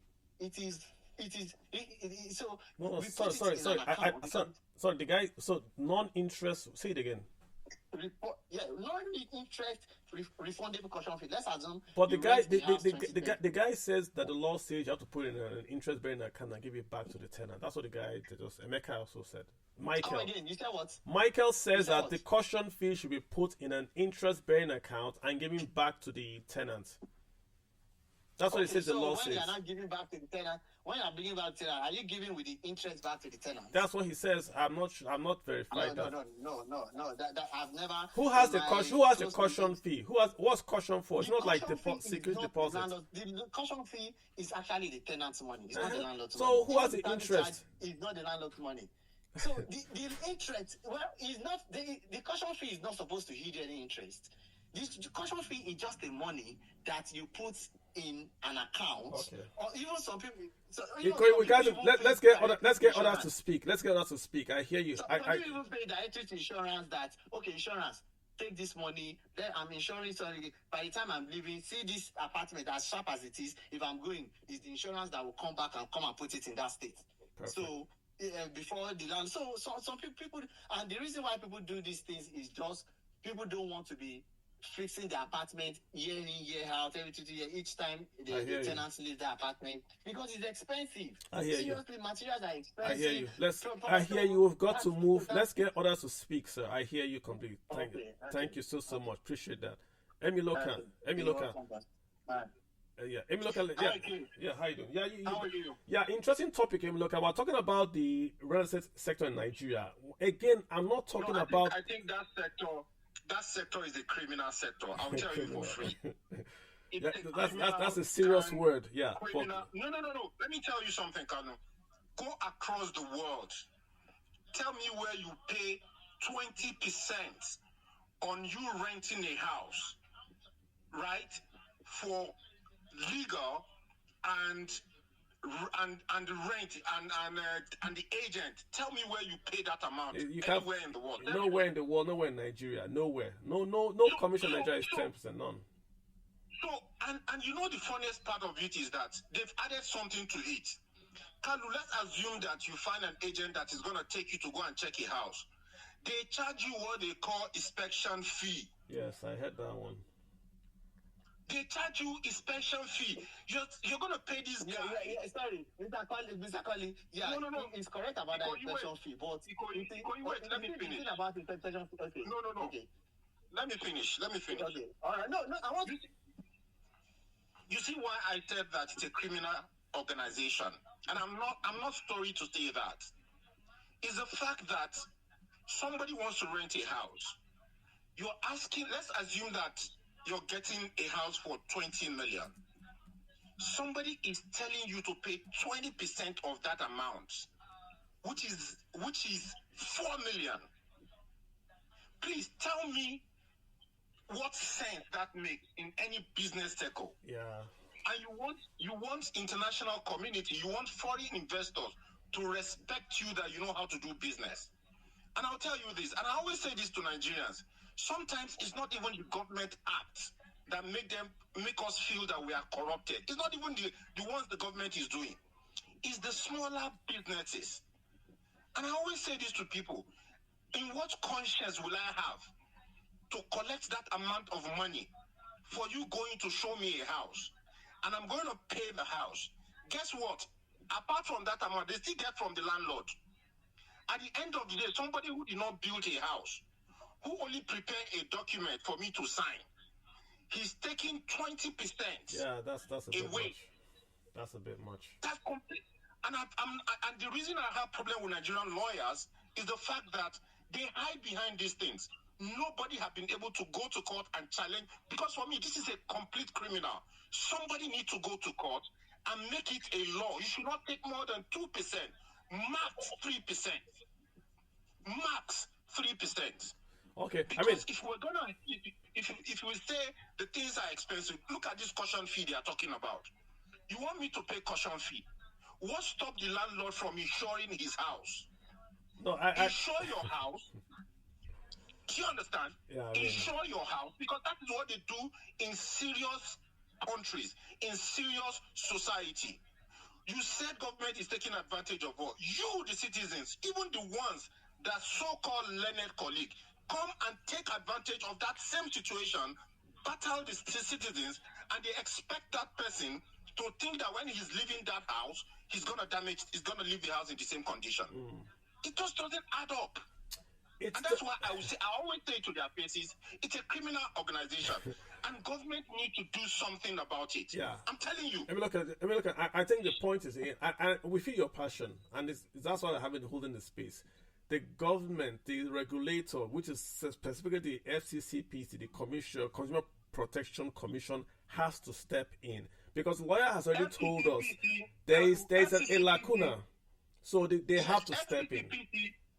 Kalu, FCCPC is a crap. Let me tell you why. I bought an inverter from Konga. 2 months after I bought the inverter, I paid 300 and something to buy. I have a 5 kVA inverter, which have a very big transformer. But because of this band A, band C, band B, whatever, the consumption was quite high. So I wanted a smaller inverter. I bought a 3 kVA hybrid inverter. 2 months after purchasing this inverter, it got spoiled. I returned it back to them. Or first I asked them to give me the manufacturer address so that I can take it to their service center. They wrote me back to return it. I returned it to them. You know what they said to me? They said because the amount they are going to use to fix it is too much, so that way they will not do anything. I wrote to FCCPC after 2-3 months. They gave me a guy. He replied. He replied me once. I replied him. Then he said he have wrote to Konga, and then Konga replied. Okay. And exactly what I said was what Konga said. Okay, what is the solution? Do you know that from that time till now, FCCPC refused to respond to my mail? I wrote to my lawyer. He just said to me, you know, it's just 300,000. Just leave it. This is the situation we find ourselves in Nigeria. I hear you. I want to. I think, Emiloka, you've made the point. I think it's very passionate. I like the passion, right? And I still insist. The commission has to step in the same way they stepped in. We had a space here on loan sharks. They also stepped in. So I don't think they are that. I think they have to step in because rent is 6% of household spend. Is driving inflation. You simply can't have anybody and everybody charging 20%, taking caution. It needs to be cleaned up. That's just the point. Let me rotate the room. Let's just allow many points to speak. Olumide, go ahead. I know, but just to add some colors, you can imagine many companies don't even have 20% margin. Like I was trying to look at none has 20%. You know, not many companies have above 20% margin. It just tells you how diabolic that charge is. And you know, like I listen to different speakers, and we can all agree that space needs to be. But I want to throw the question back to you. Why has it been that the real estate market in Nigeria is not regulated, despite the fact that after the stock market in many economies, even China, the real estate market is bigger than the stock market? Why is it that we don't really take our real estate market very serious? Well, because the market is very, very small. Remember that it's just now that we're going to recognize real estate when we do the rebasing of the economy. Before now, real estate was less than 5% of the Nigerian economy. If you leave Lagos, Port Harcourt, and Abuja, there was no other real estate market. But now you now see sublet, you now see lots of property development, Nasarawa, everywhere. So now real estate, I understand with the new rebasing, is going to be one of the largest, larger than crude oil. But what has happened, Olumide, is that the HR part of real estate has not kept pace with the investment flow into real estate. Your average, and I'm not meant to be rude, your average real estate agent is a guy that is unemployed, then started doing real estate to make ends meet, and then made it and just continued. But look at the banking side. You have to go write exam, have a CV, go for interview. There is no interview to become a real estate agent. Same thing with lawyers. You have to write. So the lawyers said they're not educated. Some are. Some come from abroad. Some in Nigeria are also educated. But your average agent is a guy that got to Lagos or Enugu or whatever, didn't have a job, then hustled to sell one property or to find a painter and then called himself Abi agent. And then from there, agent. You don't enter that line. Then and that's why. So now that the economy is going to be driven by real estate trade, we need to go back and say, okay, how can we regulate that sector? We just can't allow everybody say they are an agent. You can't go to America and say, I'm an agent, pay me a fee. How? Even barber in America, you just can't say, I'm a barber, I'm going to cut your hair. It doesn't work that way. And that's the answer to your question. So it's a big sector. So we need to have serious people in that sector. And if they are serious people in that sector, they won't charge caution fee and not pay you, or they won't charge. Can you imagine a banker saying, before I will take it to my bank, you pay me visitation fee, or bring me hot? In Port Harcourt, you give the landlord hot as you are paying for his. Come on! I read that and was how Port Harcourt pusher monies. Yeah. Let me give you an example. Just 1 minute, please. Let me be brief. Yeah, I'm a landlady here in Abuja. I've been running this for the past 1 decade, if I'm not mistaken. I've handled some few houses. The question is it necessary for me to have a lawyer? Because all I know is that if my house, like if I have a vacant house, I'll just call my agent. I have few agents that I call. Hello. I can hear you. Go ahead. I have few agents I called, so I give them 5% and the tenant give them 5%. On few cases, I have occasions I have people that default, and I take the matter myself personally to the court, and I handle it very okay. So, is it necessary to have a lawyer? Because I've never done. I've never did lawyer because just like you, listen. No, go ahead. I wasn't stopping you. Go ahead. So, is it necessary to have a lawyer to handle your property? No, I think the lawyer. Is she asking a question or is she? Okay, I've handled like about 5 properties on my own. So is it necessary for me to have a lawyer for him to be charging the tenant like 10% or more? No, the lawyer that was here earlier said the lawyer has to draw up the agreement. That's all he said. But I think after you've drawn the agreements, that's it. Because the point we're making here, just like you are agreeing with us, I think, is that why are you charging the tenants that same legal fee? Like when you had your building, you paid your lawyer. Your lawyer drew up legal fees for you. I don't charge them. I have my own agreement, which the tenant will sign. If it warrants him bring a guarantor, I don't have any problem with that. Many landlords are charging their tenants legal fees. That's why we're bringing. Yeah, many are. You are doing the right thing. 1 decade, I have not charged any legal fee. So talk to your other landlords. That's where we are. That's in Nigeria now. If you look at what's going on, if you want to rent a house, you're paying your caution. I have a good reputation. Like most of my tenants, in short, one of my tenants happened to be my chief bridesmaid. Most of my tenants are now my friends. I have had a good relationship. Most of my like 70% of my tenants, we are friends on Facebook, on Twitter, and all that. So do you run a real estate company? What do you do exactly? I have properties that I rent, and that's what I do.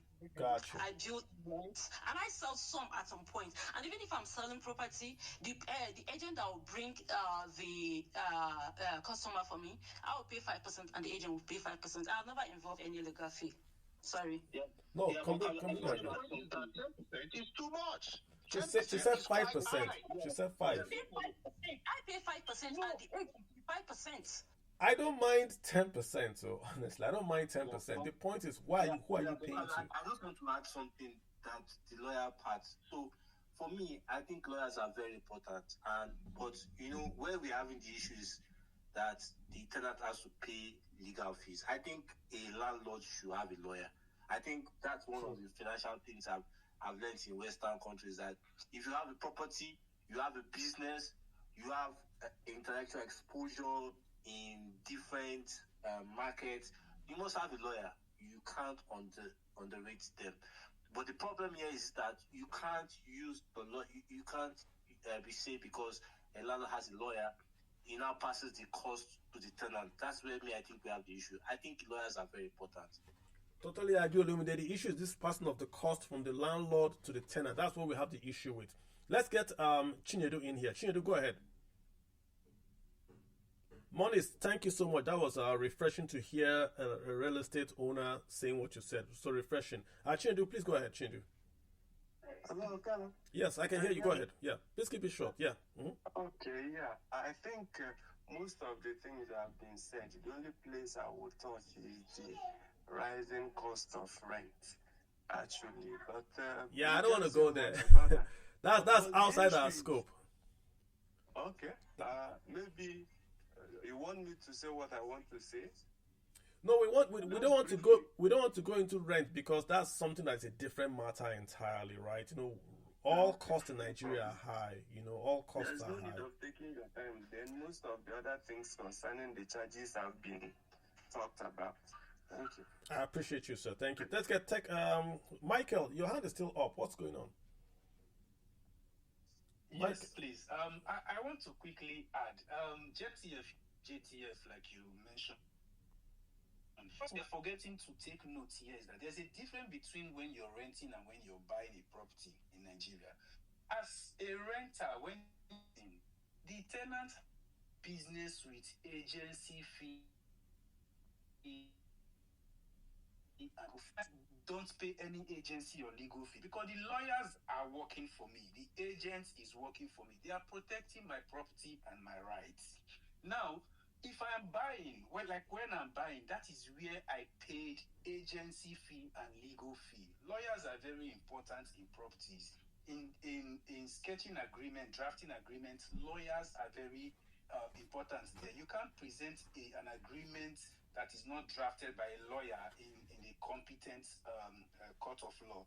Now, someone was trying to shy away from the deposit using insurance interest, and it should not belong to the tenant. Now that is where the Insurance Act comes in. The Nigerian Deposit Insurance Act comes in. Now, for some of those persons who work in companies that have cooperatives, some of those cooperatives takes a certain amount of money from their members and put in a certain account. Remember, those money at the end of the year, like sometimes they do, gets interest. Individually, everybody gets their interest back. So any money paid into a fixed deposit yields interest. That interest belongs to the tenant, not to the landlord. So what we are failing to realize here is that tenant has no business at all dealing with agents and their fees or lawyers and their fees. By the time only the consumer protection comes in, it's just that chasing our rights in Nigeria can be very expensive. Therefore, you see people just swallow these things and they take it their cost. Otherwise, I will fight anybody who comes out to say I should pay agency fee, because I never knew there was a house available for rent if an agent didn't put it up for rent or didn't announce it somewhere. Thank you. So Thank why you. should I be paying for it? I mean, Michael, you've synthesized my whole argument. The agency fee, the legal fees are all by the owner, not the tenant. The tenant has no business being legal, and the agency to the owner. I didn't appoint the agents. That's the point. I didn't appoint you, so why am I paying you? Let me get I am Eri Olua to speak. Thank you, Michael. I appreciate that. I am Eri. You've got the floor. Please go ahead. Good evening, Mr. Kalu, and good evening, everyone. Nice conversation as usual. See, when it comes to the interest-bearing deposits, that's where I want to come in. A lot of people are not aware that that's what should happen.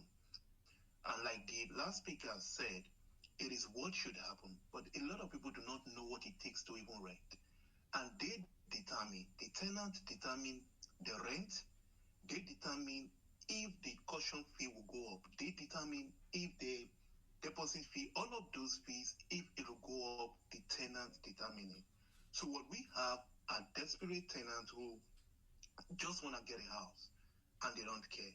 And the moment they take it from here, the agents keep doing the same thing, just repeating the cycle over and over again. When you talk about 20% too high, it's ridiculously too high. Ridiculously too high. In South Africa, for example, it's between 4 and 7%. And like you rightly said, the landlord pays it. And the other person that came to speak said something that is so profound, that the agreement for renting is different from the agreement for selling. And that's where a lot of tenants are missing. Like, guy, I'm not buying a house, I'm renting.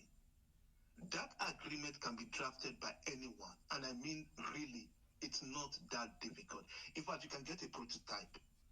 You can get a prototype, just read that it protects your right and it protects the right of the tenant.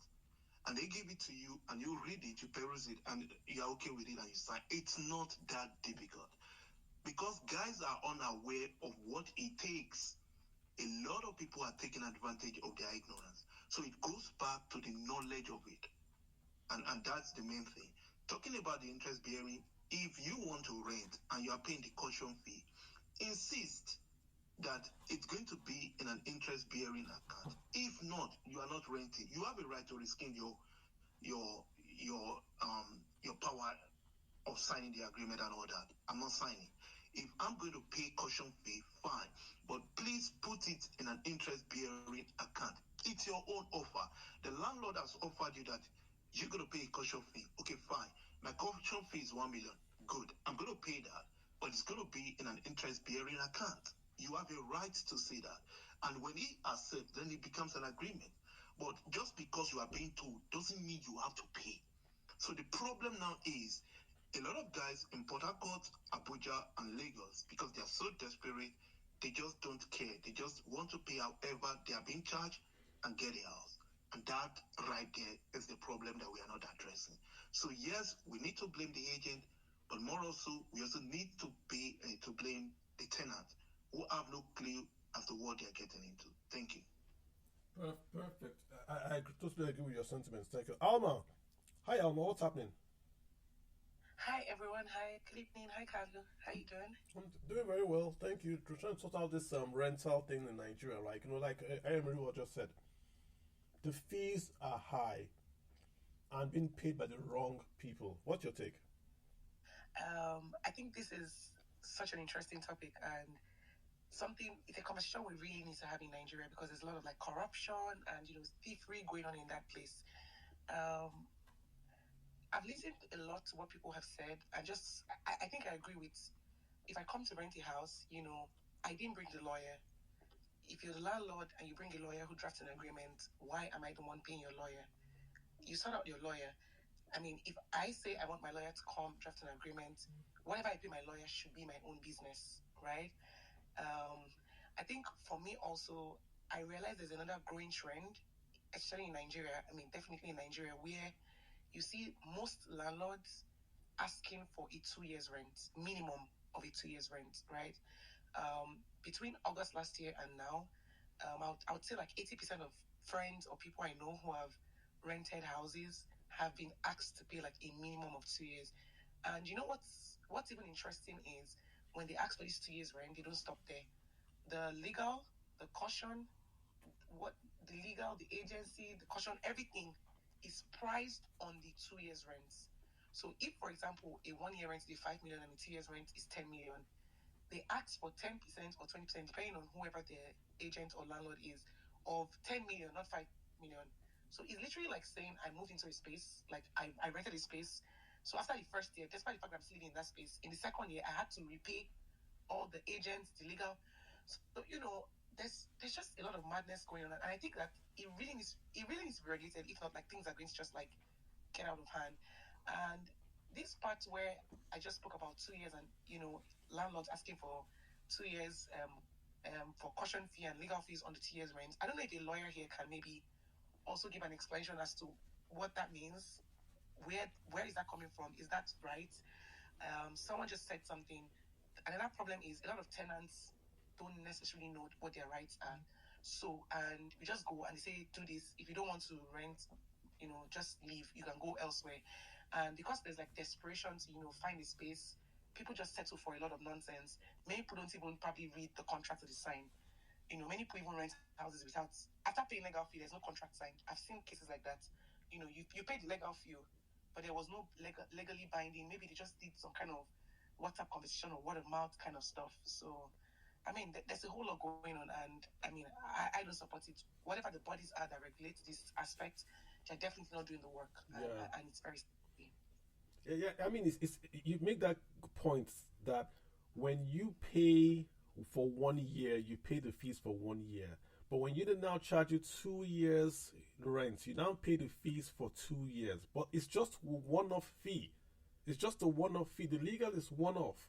But because they're charging you 3 years, you're paying that legal fee twice. Again, this is it's too much for the regulators have to come in. I'm a low regulation guy. I'm a capitalist. I'm a conservative. But you can't allow. There's just too much rubber baronish going on. There are things happening that shouldn't be happening. It's an easy win. It's an easy win for regulators to come out and say we're going to come and clean this up. This is a template you're going to need. If you want to rent a place, you can say if you want to rent in Lagos, it's a state issue. It's not a federal issue. It's a state issue. Yeah. Your state can say in Lagos State it's going to be 1 year rent. And then that state can say this is how we're going to have our template. But you can't allow people are charging you for per mile, to go on the car. You pay to go on the car to go look at the house. You buy the landlord a drink. Come on.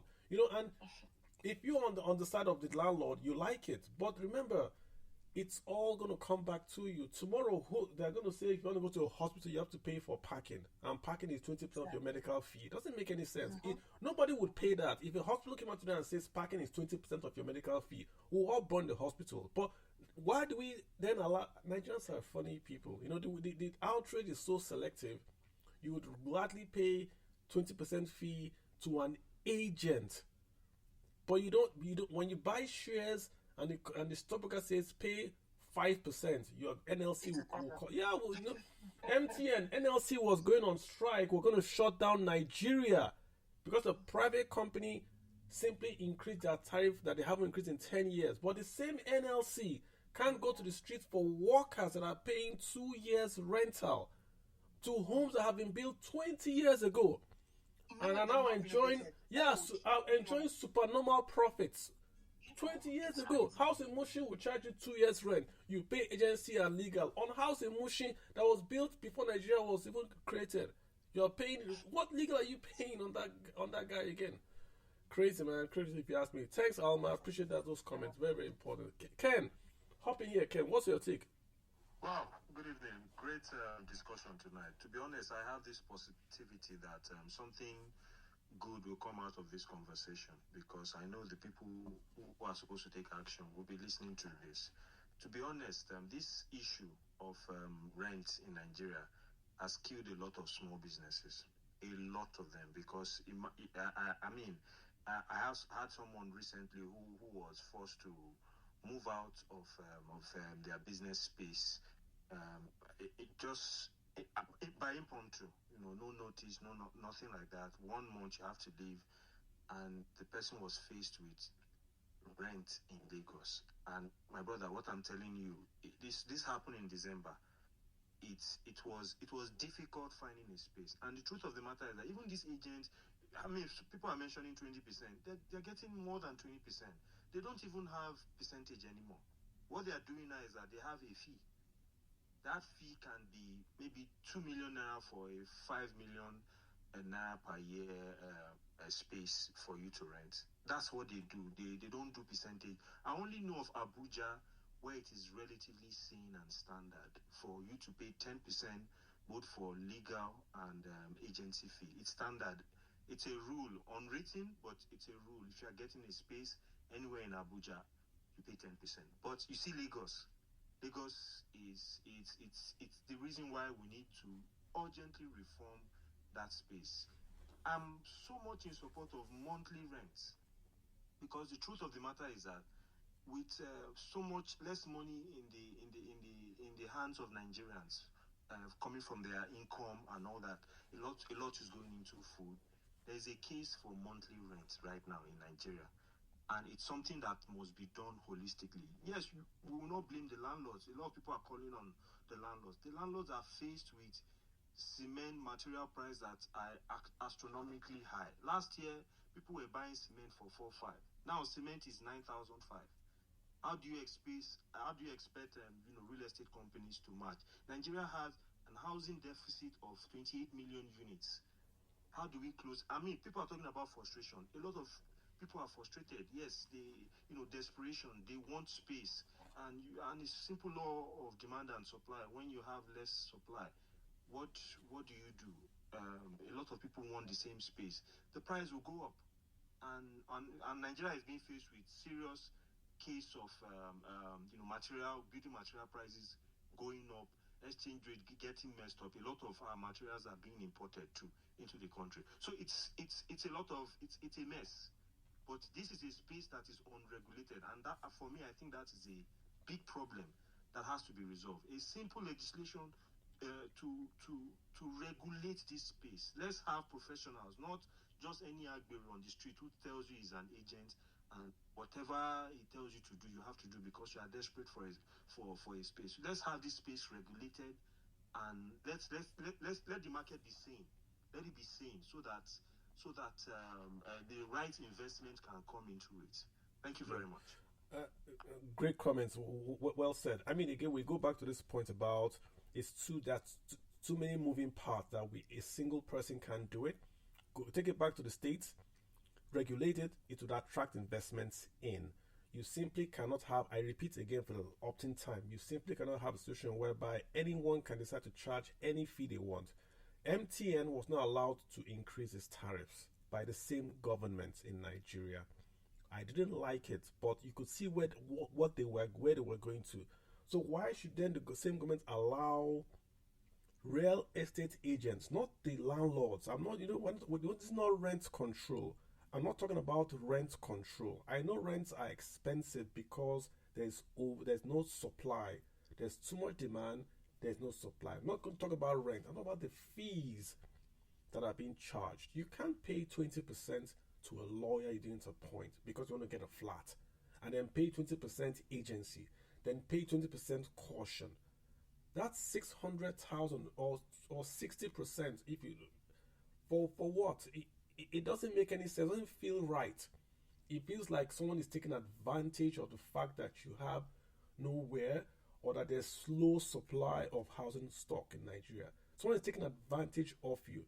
And the role of the government is to come in and say, listen, we will work for the lower or the weaker or the guys that cannot fight for themselves. The government should come and fight for the weaker people. And it's an easy win. Like I said, if you're a politician listening, this is a low-hanging fruit. The guy that goes to the National Assembly and says he wants to pass this law, people will hail you. It's a low-hanging fruit for you to you shine. If tomorrow now that guy that's wearing black does this now, they'll say, he's taking that. He wants to take publicity. But it's a low-hanging fruit for you to take, own it, and run. You're a progressive government, Abi. So be progressive. Gabriel, what's on your mind, Gabriel? Go ahead, Gabriel, please. We got Gabriel. Let's get Gabriel. Great ticks. Did I get it right? Great ticks _ post. Great ticks, please go ahead. Hello. Hey, how you doing? Hello. Yeah. Please forgive me for my talk will be a bit distracted, but anyway, it's a good idea to chase stuff like this. But I want to see it from the other side. I think there are hidden costs that if we push those stuff away, it's going to go under the hidden cost, and that will further lead to increase in the rentage per se, because I see it as a lazy way of getting people to feed. In other ways, you have a friend or you have a relation that is jobless, just put him as an agent and let him get a way to feed like that. But if you remove that, then what stops them from hiding it under the actual? You know why? Critics, you know why? Because you know why? If you're in Lagos, right, you know how much a 2-bedroom flat in Ikeja will cost. Even though there's low housing supply, you know how much a standard 2-bedroom flat in Ikeja will cost in Ikeja or in Wuse or in Transekulu. We already know that. So what they do with these fees is to take more money without taking more money. So if you come in and you say no fees are 10%, then no landlord is going to increase his price to be the outlier in Transekulu or Ikeja. No, it's going to go up. What I'm trying to say, I don't think so. It's going to go up naturally, because even you right now we are in a situation whereby the government is increasing its charges here and there, whether ATM charge or transfer. If I send 20,000 naira to my mother in the village, I pay 50 naira. For her to get it, she pays 100 naira. You see, so it's going to be very difficult for government to clamp down on these things. I see. Why at the same time doing these things? I don't know. I get my completely. Where I was trying to come in earlier was because discussion was looking like we are trying to protect the tenant, which is necessary. We all started from that, but at the same time, let's also think of how to protect the house owner, the landlord, because the way some people use some people's properties and move on, it's quite worrisome. And some people see this agency stuff and all these agent lawyer pay this and pay that, putting some hidden charges, because it tends to make you stay in that property for a longer time. So you would think, when you think of the cost to, when I was much younger, when I think of the cost to pay another agent fee and pay this and pay this and pay that, even where I stay now, when I think of what I have to pay to move, I just look at it and say, okay, let me just stay in place until I'm moving to what I actually want. So it's like which one comes first between the chicken and the egg? I don't really know. Yeah, both everything is wrong, but we're in a situation whereby what is actually right. There's no it's not black and white anymore in this country. It's from black shades of green in between white somewhere. I completely agree with you. I don't, completely. I don't have an answer. Really. No, you're right. You're right. At the point in time, I wanted to pull down from the speaker session. I don't have an answer. I'll tell you the truth, but you know what? Great. Let's have a. No, I hear you. I think you make a very, very good point. As one as many people have tweeted that point back to me that if you take away the agency fees, landlord will simply add it. I don't think it will be across the board. I think that many landlords will be sensitive that they are charging a 1-bedroom in Mushin at 2 million. Right now, the 1-bedroom in Mushin is say $1 million. Then your tenancy agreement caution takes it to 1.8. You would find very, very few. These are not absolute numbers. I'm just doing an example. It will be difficult for that same landlord to justify charging 2 million in that location. That's one thing, number one. Number two, Nigeria is a funny place, right? Banks don't give credit. So we have loan apps. You can go to a loan app and get a loan in 2 days.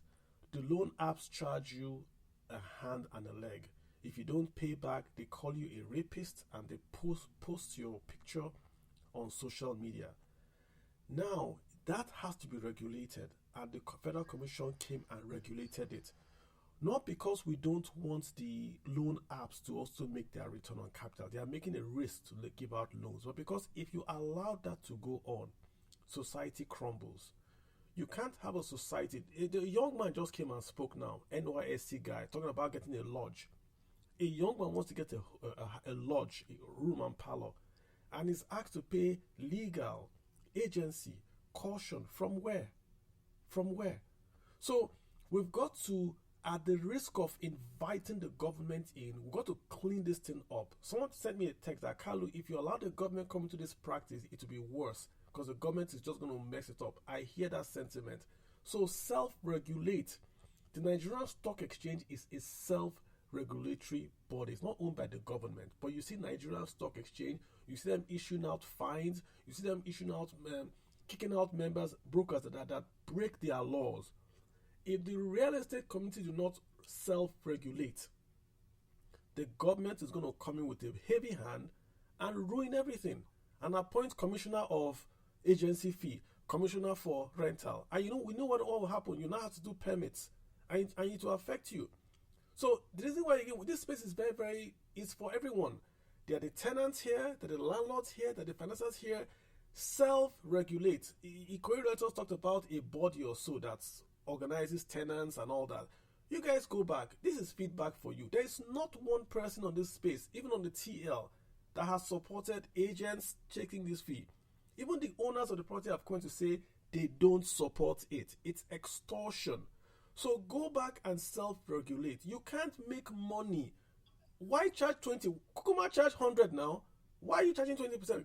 Charge 100% of the rental and say it's because of inflation now. It won't make any sense. So if you don't self-regulate, I assure you the government's going to come and use you and shine. Next thing you know, commissioner will say, oh, we've arrested 12 real estate agents. To shine, they use you and shine and win votes. So... Sorry, hi, Carlo. Yeah. I'm so sorry, Greetings. I'm so sorry, just 1 minute. I want to address 2 points that Greetings had said. Where he had mentioned the first thing, if landlords, if you remove the agents and go to the landlords, they will up their prices. And genuinely, I want to kind of say that I don't think that will happen because sometimes I've had to help a couple of people and go directly to, the landlords, right? And you hear the landlords complain a lot. Because guess what? In the end, what the agents are doing is not helping the landlords. People literally run away from renting properties majorly because of the fees, right? So many times when you go to landlords, the first thing they will say, when I go to them, they will laugh and say, you don't want agents wahala, abi? So, and then they would attend to you, right? These agents are even making it difficult for landlords to be able to lease their houses. So if we remove agents, if you walk to a house, if you walk to a house that is available and you want to rent the house, who directed you to that agent? Nobody. So, if you know the landlord, right? It's if you know the landlord. I've had that situation. See, So the thing is that many landlords hide. Many landlords don't come out because they want to hide on that. Exactly, they want to go through the agents. That's why, like Carlo is saying, self-reflection. So if this landlord, why can't you create like an app? You know, there are apps, there are the property center apps. There are about 2-3 apps I know for the real estate, right? Why can't maybe the landlords be directly there? Maybe you can say they don't want their numbers out there, they don't want people to disturb them or something. But that landlord will particularly maybe employ one agent who handles all of that. But by the time you have multiple agents doing the same thing at the same time and all their prices are not even correlating, then it's a mess. And then you had also spoken about, people go to houses, misuse it, and then, that's why. And that's the place of caution fee, right? Now, you see, in Nigeria, things are funny. I pay a caution fee. If I use your house well, you should be able to refund me my caution fee by the time I'm leaving, right? That's the idea. If I don't use your house well, you keep the caution fee, maybe to use it to do repairs and all of that. That's the idea of caution fee, right?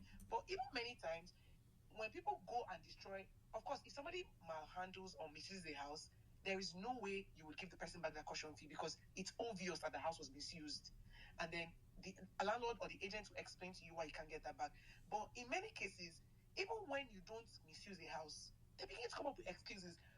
I don't really know many cases. I'm sure if you ask people, many people don't even get their caution fees back. Because even though they've handled the house properly, by the time it's time to get caution fees back, they begin to put one story or the other, just a way to keep that money. So in the end, it's still a whole lot of self-regulation. Nigerians, as a people, like just genuinely speaking, many of us are really selfish. And, just for our own pockets, so, and like Carlo said, if we don't self-regulate and self-reflect and regulate these things by ourselves, the government will come in and everything will scatter and it will be worse. We all agree with that summary. There is no good or bad guy here. It's just a debate around the situation we are in. We all agree that something must be done about it. But I'm just trying to play, if I can say, the devil's advocate here and look at it from the side of someone that I've been on both sides, or I'm on the other side now, but I've started from the other side. I actually schooled in Nigeria, so I've seen all these things. I stayed in Nigeria, I worked in Nigeria for some time.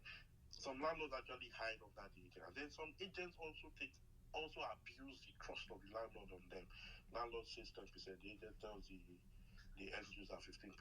All those things happen. There is no good or bad guy here, but I was just trying to introduce another perspective to the whole thing. But essentially, one thing I will not allow, or if I have the power anyway, is for government to come in. There is nothing government power. Anything government touches is either abused. They touch something and they blow it up. That is how I see, especially the ones we have in some parts of this world. If the government come in, let me tell you what will simply happen. They will create a ministry. When you finish building the house, you are going to pay to register that house in the ministry. That's all. Whoever wants to be an agent will pay to register in the ministry. All these payments will end up going into the rent that will be paid.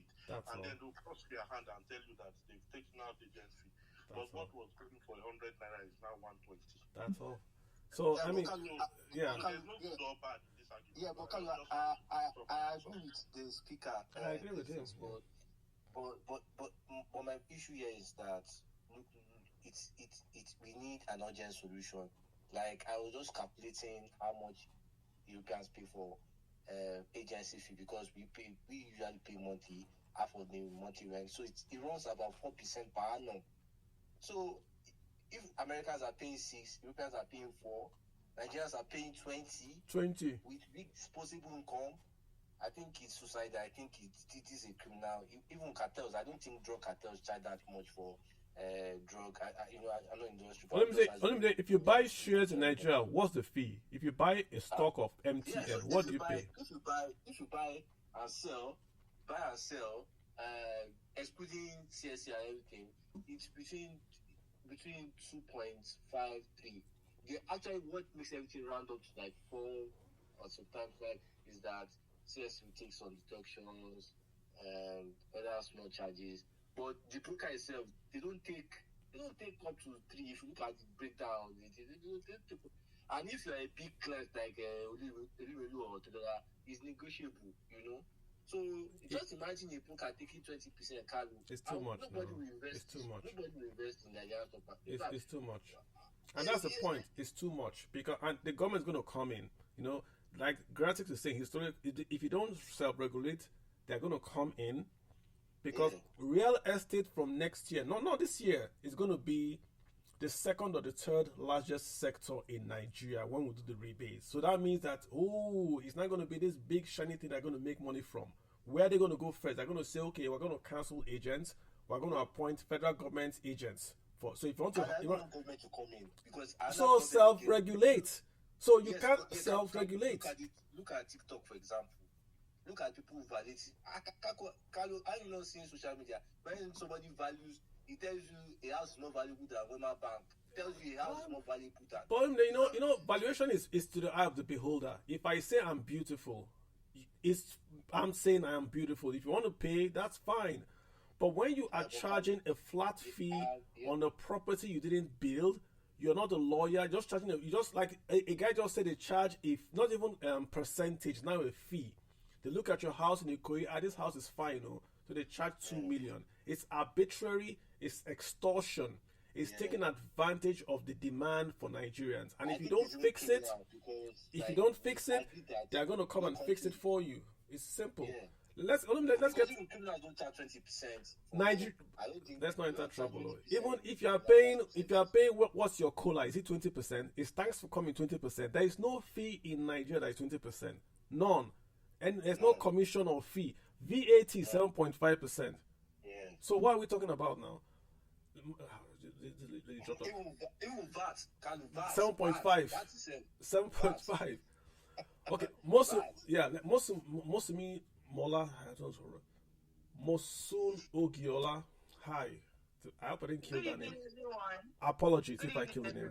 Good evening, yes. Please go ahead. No problem. Yes, I appreciate the privilege to speak. So I am also presently looking for an apartment, and this is the same problem I'm seeing. If you look at the legal charges, the agreement, the caution fee, they do not correlate. Different agents just charge based on what they feel. You understand? Okay, for instance, let me read this out. The rent is already stated. Caution is 50,000 naira. Legal fee is 10,000 naira. Agent fee is 20,000 naira. The next person is charging legal fee for 30k, caution fee 100, agency 20%. The next person is putting 50k for drinking water. What? Agent fee just to drink water. I was telling the man that if he's thirsty, I can as well buy a pack of hot water. Because I don't understand why drinking water for 50,000 naira, agency fee is 100k, agreement is 50k. So the prices do not even correlate. And the fact that we don't even know where to go to, I've been searching for apartments since November, and I really need to get the apartment, but it's not just working out. I've been paying different agents, I pay them inspection fee. Even if you don't get it, they expect you to pay again. So there's a certain agent I paid an inspection fee. He said I have to pay another one to go and take another house because the house is not for him, it's for another agent. And then you are just helpless. You don't know what to do. I'm just confused. I'm just a young person. This kind of prices they are giving me, am I supposed to still to pay them? There has to be a way out. So I feel I really need to put out my voice. This is like the first time I'm speaking in. Okay, so Olumide, following what she has said, can we not have an app for this all across Nigeria? I mean, we have fintech. This is not hard. You have a fintech app. Landlords put their property on the app. If you're a tenant, you pass a few KYC, you bid for the house. The landlord can then choose from a short list. You sign the forms on DocuSign. You go to whatever. You do everything in less than a week. I mean, how hard is this? It exists. Can't we just bring to Nigeria and make it Nigeria? How hard is it to do an app to take care of what she just said? To be honest with you, it doesn't take a lot to get that done. You know, like I was listening to the Lagos State Commissioner saying that was it half or about 40% of properties in Lagos are not registered. You look at the fact that we have very lax laws around property ownership and things like that. So, yeah, I get what you are saying. I think it will work in the urban areas like Lekki, Koi, Keja, but places like Shagamu, all those places like outside outskirts, I think might be an issue. I think what you really said that really make a lot of sense is that states, because I think it's a state issue. I think they need to draft laws on the fact that regulating the HS, because it's also going to create jobs. Because when you have a space that either is self-regulated or induced by the state, they're going to bring in people that are capable, that understand the job. So it's going to generate interest, and also the government can also track. Like right now, we don't know the number of tenants in Nigeria. Because if you ask me, where would I get the data? But if I want to check the number of tenants in Paris, for example, I just need to look at different data to really weigh that. We don't really have, and when you don't have that data, how do you plan? The government recently did infrastructure from where you can borrow money from your mortgage, especially those that have pension account. And the reason is because they want them to be exposed to low cost houses, so they are giving single digit. I think that's another way because like the cost of housing in Kano is also expensive. Yeah, but again, I hear you completely, but how hard is this? We have GPS on it, GPS that can geolocate your house. We have fintech already. We have all no, but only in same Nigeria, only in Nigeria there are apps to get a girlfriend. Nigeria, Bumble works in Nigeria. How hard is it to get a house? How? I agree with you. We can do. See, there are brilliant fintech guys that can do these things. But will it move? I doubt. If you look at our first 10 websites, now I'll come to apps. First 10 websites is porn and gambling sites. No bank is in the first 50. No bank, and you should understand how important banks are. When you go to apps, apart from Google, Instagram, you already see utility Nigeria apps taking the call. And that's one problem we have in the industry, because what really attract Nigerians are things that it's a cultural issue. So okay. Let me challenge you, Lumide. Before we had betting in Nigeria, what were the top 5 apps before we had the betting apps? Because the betting apps had to come to display something.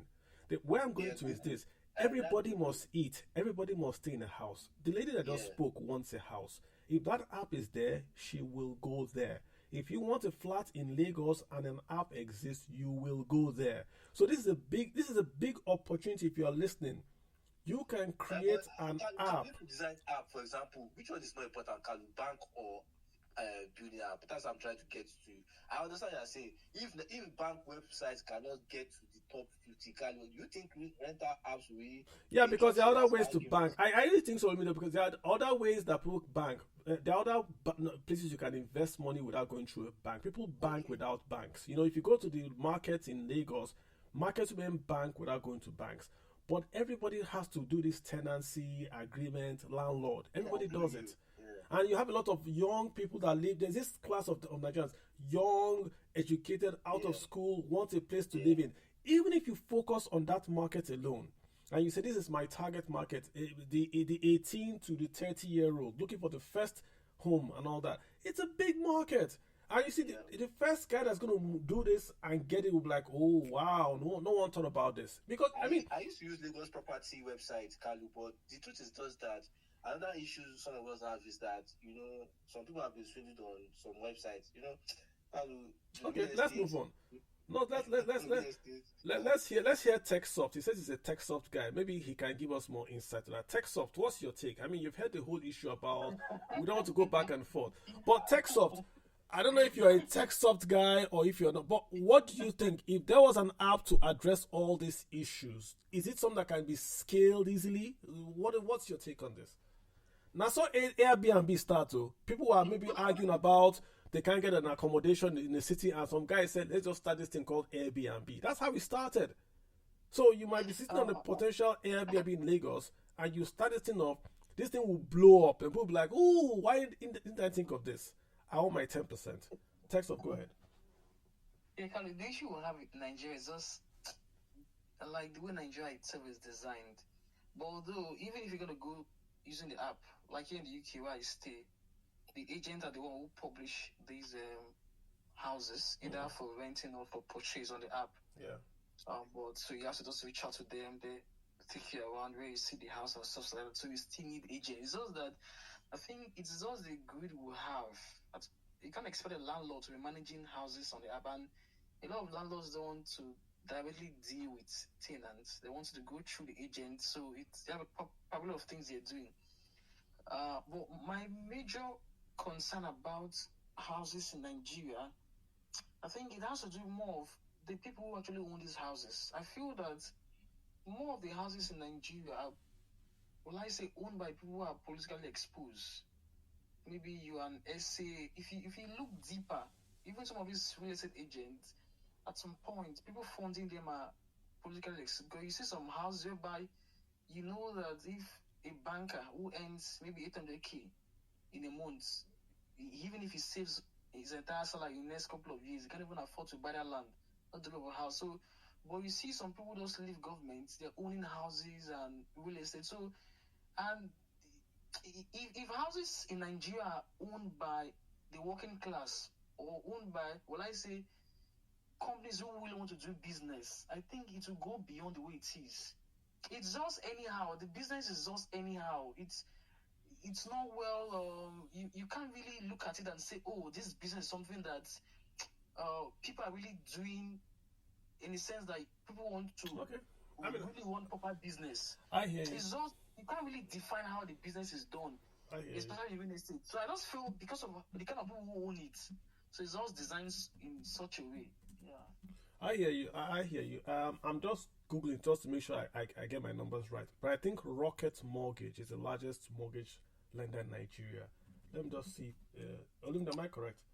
Rocket Mortgage. Biggest what? Mortgage lender in America. Yeah, Rocket Mortgage. The largest mortgage lender in America is Rocket Mortgage. What did they do? They just simply took mortgage and took it online. So we might argue that Americans are more online. I think Nigerians are more online savvy than Americans. Americans don't need online. They have telephones. Nigerians don't have. We have to be online. We have to be. So the point I'm making again is this. So many problems in Nigeria. Fintech came about because we had problems with banking and tech. So we grew our muscles there. So we have fintech. The things we excel in Nigeria are the problems we got. Then we brought a local solution and we excelled. Look at Nollywood. Look at fintech. Even all these things we do. So I'm going back to this thing about an app, and maybe someone is listening. If you are a tech guy, this is an opportunity because you've heard the complaints. You've seen it's multifaceted. You've got the landlords, you've got the laws, you've got the state, you've got the tenants. The young lady that just spoke is looking for a way. She doesn't even want to pay anybody. She just wants to get a house. If you can sit down and come, don't go and do one app and say, I've created an app, then you bring for people to buy. No, really invest in this. There's a guy in Nigeria who owns Kalendi, right? And that was a problem. He solved it. You're sitting on a gold mine in Nigeria here, where we're going to say, listen, if it's possible to create a place where folks can come to, this is some money for you. So I would say take it. I'm not a tech guy, but see what you can do with this. Modukbe, is it Modukbe Ifeoluwa Oluwatosi? How are you? Please hop in right here, Modukbe. I don't know if you're still around, Modukbe. Let's get Kuku Emmanuel. Kuku Emmanuel Ololade. Thank you. Good evening, everyone. How are you doing, sir? So, I'm very well, thank you. I'm going to come in from a different perspective. The real estate rental fees is too high.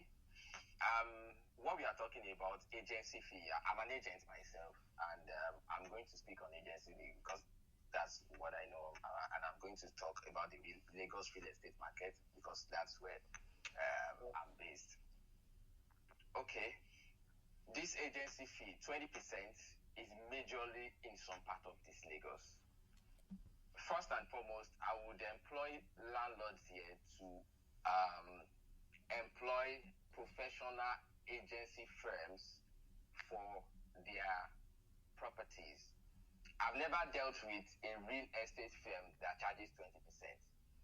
when you want to get 20% fee, it's always in places like, say, maybe Yaba, Mushi, all these places that are oversaturated, and these properties are never with agency firms. They are probably with just one roadside, like someone said, a mechanic that knows that there's a property for rent, and then he tells his friend that is a carpenter, and one way or the other, someone knows someone that is renting for a house, and then you have like 10 people that want to share that fee. That is why these fees come high in most of those places that we are talking about. But if your property is with a registered estate firm, you are never going to pay 20%. If anyone here has paid 20% to a real estate firm, you can quote me. Another thing is we have Naive, we have Ezrabon. These are property they are regulating properties in Nigeria. We have boards that are regulating properties. So the market is not like it's just out there, but we still have a lot of work to do. Someone in tech can bring can get us a app. We have Nigeria Property Center. It's a very good app where people can get.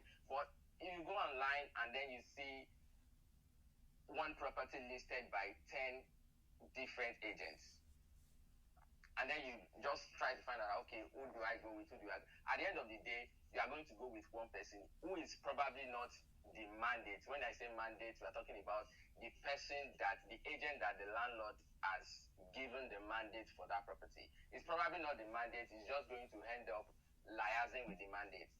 And then, at the end of the day, you need a property. You want to get it. You are going to have to deal with the landlord's agent at the end of the day. Is the one that will give you, okay, this is the offer. Just look at it. If it's a real estate firm, you are never going to pay 20%. That is where I'm coming from. The 20% comes from those properties that are not with real estate firms that are just out there. Can I ask a question, Kuku? Okay. What are the names of the regulators? Can you say them again, please? The regulators. We have NIESV, Naives. What does it mean? Then what does that mean? Nigeria Institute of Estate Surveyors. That's like a body that registered estate surveyors. Okay. And then we have Ezrabon. What's that? Estate Surveyors and Valuers Board. It looks like it's all. It all looks like it's also for estate surveyors. Is there anyone that regulates agency? Is there anyone that does that? Agency at the end of the day is a profession for estate surveyors and valuers. Okay, see what? Okay, I hear you. It does look. Can you hear me, please, sir? Yeah, my name is Olale. Let me just do a follow-up of what Mr. Kuku has said. All right, so I hold a bachelor's degree in estate management. Currently, I'm in the UK for my master's in project management. So, before now, I've been a property manager and agent. Now, the issue is, right, there's too much Tom, Dick, and Harry in the system in Nigeria.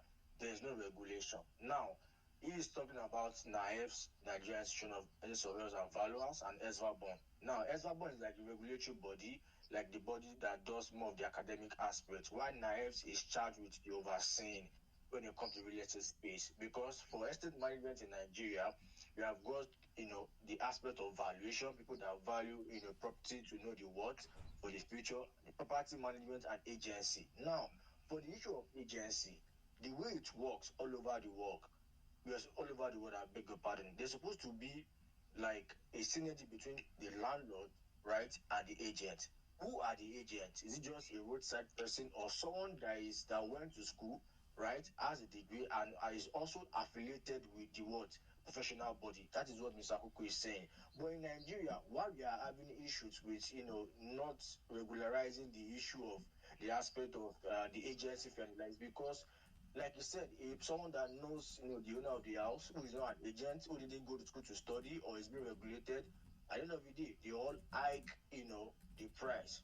Then number two, after hiking the price, there'll be so many chains of agents in between. But to cut long story short, it's because there's no regulation. That is why, just like in the finance sector or in ICANN, anybody can't just become someone that will look into your books. The person has to be registered. The person has to go to the professional body. But when it comes to real estate, it's a different ballgame.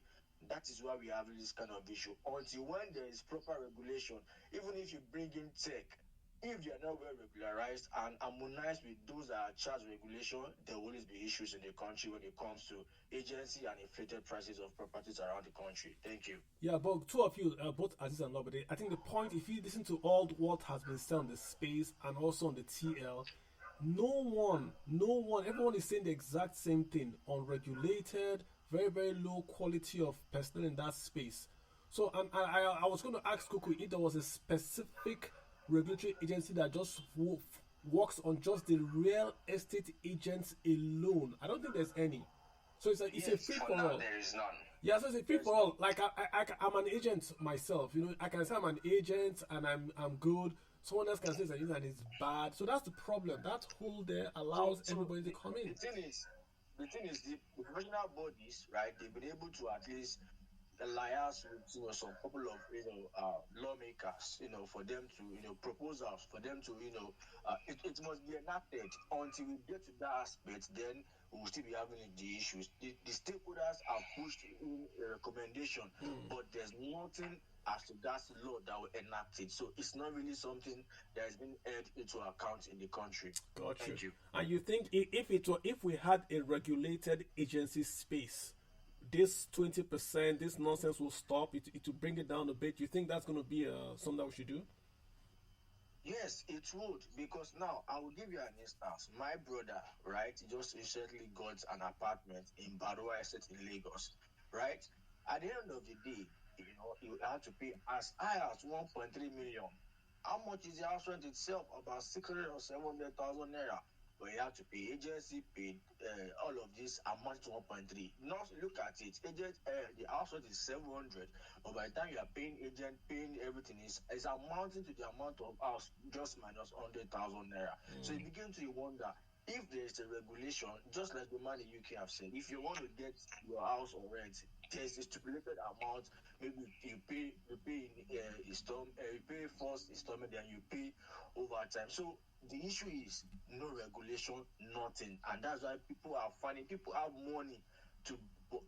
rent the house, but the issue of paying agents so much is really devastating. I hear you. I mean, good points, Aziz. Good points, like thanks for giving us that clarity, Kuku. I appreciate you guys. Hey, can I hop in right here? Thanks, Kuku. Did you want to say anything else, or you're good? Yeah, I was actually going to say. I understand the fact that there are more people looking for properties than the properties that are available to. But I want to enjoin prospective tenants approach professional real estate agency firms. I'm an agent. I've had to fight for my clients that you can't pay 20% as agency fee, and you just let the property go. Because I knew I wasn't dealing with a professional. So if you approach a professional, is definitely going to fight for you. Because at the end of the day, you are not just, we are doing a one-time thing, but we believe in referrals. That's what we enjoy. We believe in after sales, that, okay, fine, what's going to happen to you even after we've rented out the property? So it's not just, it's a one-time thing. You want to rent a place, but at the end of the day, you can always come back to me if you are satisfied with the job I've done for you. So approach with not just don't go. If you go and meet someone on the roadside, you are definitely going to get the roadside price, because the chain of middlemen is going to be too much. All right. Good to know. Thanks for the advice, Kuku Olale. I appreciate you guys for bringing that context in here. Ekene, you've heard the experts speak. You've heard the landlords, tenants. What's your take? All right. Good evening, Carlo. Good evening, Olumide. The biggest problem in Nigeria today is actually the shortage of the houses itself. So no matter how much solution you keep pushing forward, if you do not have enough properties for people to rent and create different systems around, everything you're doing is going to be water in the basket. Now, what do I mean? If you sit down to think what 22 million unit deficit, it means 22 individual houses that would most likely house 2 to 5 people are missing in Nigeria, which means anywhere within 10% to 50% of Nigerians are in need of one form of accommodation or the other. And if you look at rental lot of times, yes, we understand there are bad tenants, very horrible tenants. People live like raccoons and scare away investors from wanting to build more rental properties. But over the years, most developers are building for sale. The property has to go through 2 to 3 sales cycle, most times family units. The whole of Lekki is a living example to that. That's almost every 2 to 3 bedroom is now a shared apartment by young people. So because of the huge deficits, no matter how much solutions you create, you would necessarily not scratch the surface. I had a startup called Monthly Tenancy in line with renting out properties monthly. What changed was that there were no properties to rent out monthly. You meet a landlord and he's already oversaturated with tenants. One of the speakers made a great point. It's a contract. If I don't agree with you, I won't sign. Then if I don't agree with you, I'm on the streets because there is still a shortage. We have a whole lot of people outside the country repatriating funds back into the country, but still building for sale. But yet, over 70% of the demand for housing in Nigeria is in the rental side, especially within the urban market. NYSC graduates and approximately 200 to 300 core members in POP yearly. 10% of that number look for accommodation every year, guaranteed. When I was in Abuja, my dad built for NYSC core members. We're currently building in Lagos. Just take few investors, only for core members. Every year you go, new sets come in. But if you mention it, it's quite rare. Many people don't know. I'm building bed spaces in Lagos. It's basically for both. Yeah. I completely agree with you. I think that's why I try to stay away from the rental price. I think the issue, like you said, is the lack of units. That is clear. That is not an issue. That's clear. I just wanted to focus on because what's going on is that because there are no units, then we have the extortion going on. You see the point I'm making? Exactly. You are correct. Exactly. So if you have one hospital, you can't say I won't charge you what I want. Correct. But we also can't allow that, right? It's actually why we shouldn't allow it. The only thing is, no matter how much government you query, how much you push for it, if you don't build the property as a landlord and set the law, how much do you want to do? I disagree. I disagree. There are many products in Nigeria that are in low supply, but we don't charge 20%. There are many products that are in low supply. If you go to a hospital, no one's going to charge you 20% to see a doctor. Government hospital, no one's going to charge you that, and that's government and private. No one will do that. So the point is, yes, there is a problem created because rents are elastic. You have to stay somewhere. But then the society exists when everyone is taken care of, especially the poor, the vulnerable that cannot take care of themselves. You can't have a society where we say because there's scarcity, we're going to charge 100% premium. That's free for all. The society will break down. That's the point I'm getting to. You can't say legal 20, this one 20, caution 20, or that one, then 80% on fees because the house itself is limited supply. It's just not workable. And that's why when we talk about regulation, I'm not talking about regulating rents. No, we're not here to ask people to fix rents. We're not fixing prices. But the commissions are on something that someone has built. I built a house. I hire a lawyer. I pay him 10% or whatever. I hire an agent. I say, okay, agent, rent out my place, I'm going to give you 5 or 10%. Why then should the tenant, that's double tapping. Agent is tapping from the landlord, tapping from the tenant. He's getting paid. He's getting paid, but why is he taking from both sides? I think that's where we want to focus on. Yeah. The truth is, until you are in charge of the supply, you really can't. I'm not in support of it, but the solution is if I build my own rental units, I'm going to set the laws around my rental units, and it's easier that way if each person forms a community, be a part of a community, do something. But when you build your own units, you can now tell professional handlers, because if you check it, rental property in Nigeria is small scale. It's still the baby boomer generations building houses. There's no new age rental development. We still don't have institutional landlording. So how much change do you want to create in the 6th most populous nation without institutional landlording, without enough properties, and yet the very available property is little and there's so much traffic? The truth is, if you have to change it, if you have 10 units of rental properties, you can say right now charge that. Now you can come out and say, oh, Olumide, if you don't like it, follow my step. And then if I don't like it, I follow. And if we continue in that manner, then there are people setting new laws based on the infrastructure itself that is on ground, rather than telling the landlord who knows that if you don't agree with him, somebody who is desperate will definitely agree. So if you cut one desperate person, how do you cut the next? Again, I would go back to the point I'm making, that you can't have a nation where the government or the organization or the consumers cannot correct wrong. It can't be because there is deficiency in supply, then the producer can sell as much as he likes. I mean, why do we talk about Dangote? If you talk about Dangote, it says a monopoly, cement price is high. But because he has a cement plant in Nigeria, why are we complaining about NNPC? Well, let's just pay the fuel that they give us then. Because, I mean, there's just one refinery in Nigeria. Why do we complain about NNPC? Why do we complain about even the guys that do roads and all that?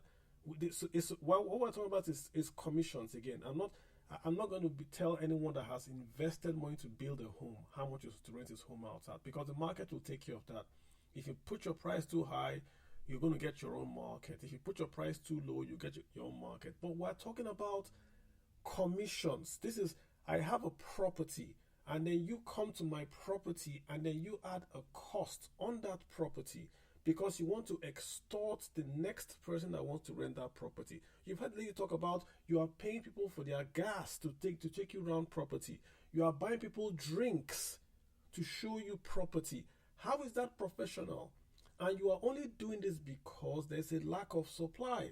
So the government, this is where the government has to come and equalize and say, no. This is not competition. This is you taking advantage. It's like price gouging. If there's a hurricane, you can't go and say, I'm going to sell generator at 1 million naira because it's a hurricane, because it's capitalistic. They won't let you do that because you are taking advantage to then disproportionately affect people. This is the point we're making. You can't allow the society operate where one guy can come and charge 20-30% agency fee, and he's not even a fee anymore. He just looks at your property, is in Ikoyi, I'm gonna charge 5 million. If you do that, and if you continue to do that, the society will break down. That's the point. Tomorrow Mr. Biggs is going to charge you 1 million per meat pie or 1 million per pure water because there's no water. They will charge you 1 million per pure water because there's no pure water. So I get the sentiment, but let's just understand what we're driving at. I'm a capitalist, and that's the point I'm holding this. I keep on emphasizing we're not after rent control, but the fees. From this space, what have we learned from this space? Number one, caution fee is owned by the tenant. It should be put in an interest-bearing account. It should be given back to the tenant, of course, less any fees you use, any cost used for maintenance. We've learned that. We've learned that there's no body that is set up to regulate agency in Nigeria. We've learned that. So we're packing all those. We've number three, learned that, listen, lawyer is very, very important. We've learned that. We've heard from the landlords here in this space say they themselves don't like all these fees being charged. We've heard all that. This is in addition to there not being supply. So we can't wait till there's supply before we do the right thing. That's where I'm actually going to. So, again, not cutting you off, I hear you. But we've got to do the right things ourselves. And I'm pretty sure people are listening here. People listen, and decision makers are listening to what we're saying. If we start to give them this supply, we're giving them an excuse. Again, it's a low-hanging fruit. The politician that runs with this will get votes. He's going to get votes because it's a winner. The street likes it. It's just like it. So I'm just saying, don't wait for the government. Self-regulate. In this case, there's no self-regulation because there's no body that oversees rental agents. Anyone can wake up tomorrow and be a rental agent, which I think is the problem that we have actually identified from this space. Mr. Olabode Taiwo, you've got the floor, sir. Please go ahead. Can I appreciate those comments you've just made? Olabode, you've got the floor. Go ahead. All right. Good evening, everyone. I really appreciate this gathering, and a lot have been said. So, in order not to repeat some of the comments that have been made, I will just employ, because I know that there are some landlords among us, want to be landlord. We can begin from there, just like Carlo said, self-regulation. Because the truth is that And we can begin from properties or houses that are within estate, because maybe once in a month they do have landlord and landlady meetings. We can talk to our friends. Let's see what is happening at their own level, and also pitching what could look like, so that they can start seeing what can be done better. Another thing I also want to talk about is that, just like Ekene is saying, demand and supply. I understand everything, because you also want to encourage people to build more houses, and when you build houses, people will come in and rent it. And the fact that somebody has owned a house for maybe 10 years, 15 years, maybe before independence, does not necessarily mean that the person should still not benefit from the sweat that he or she has invested. Because if he or she needs to reproduce that same as the property at this current rate, you know what that means. So the 10%, as for me, I've never paid any agent as more than 10%, because just like Kuku said before he dropped off, most of the time, the 20% come from a situation whereby the landlord has an agent, and the prospective tenant is also coming an agent to link up with another agent. So they are clear. So they talk to themselves that, okay, I can't share my 10% with you. So I think the best thing you can do is to ensure that, find a way of ensuring that your agent that you are bringing in come with his own 10%, so that at the end of the day, they mob it up to about 20%. So this aspect of real estate is concentrated with greed, and many a times even the tenants also need to be aware, self-aware.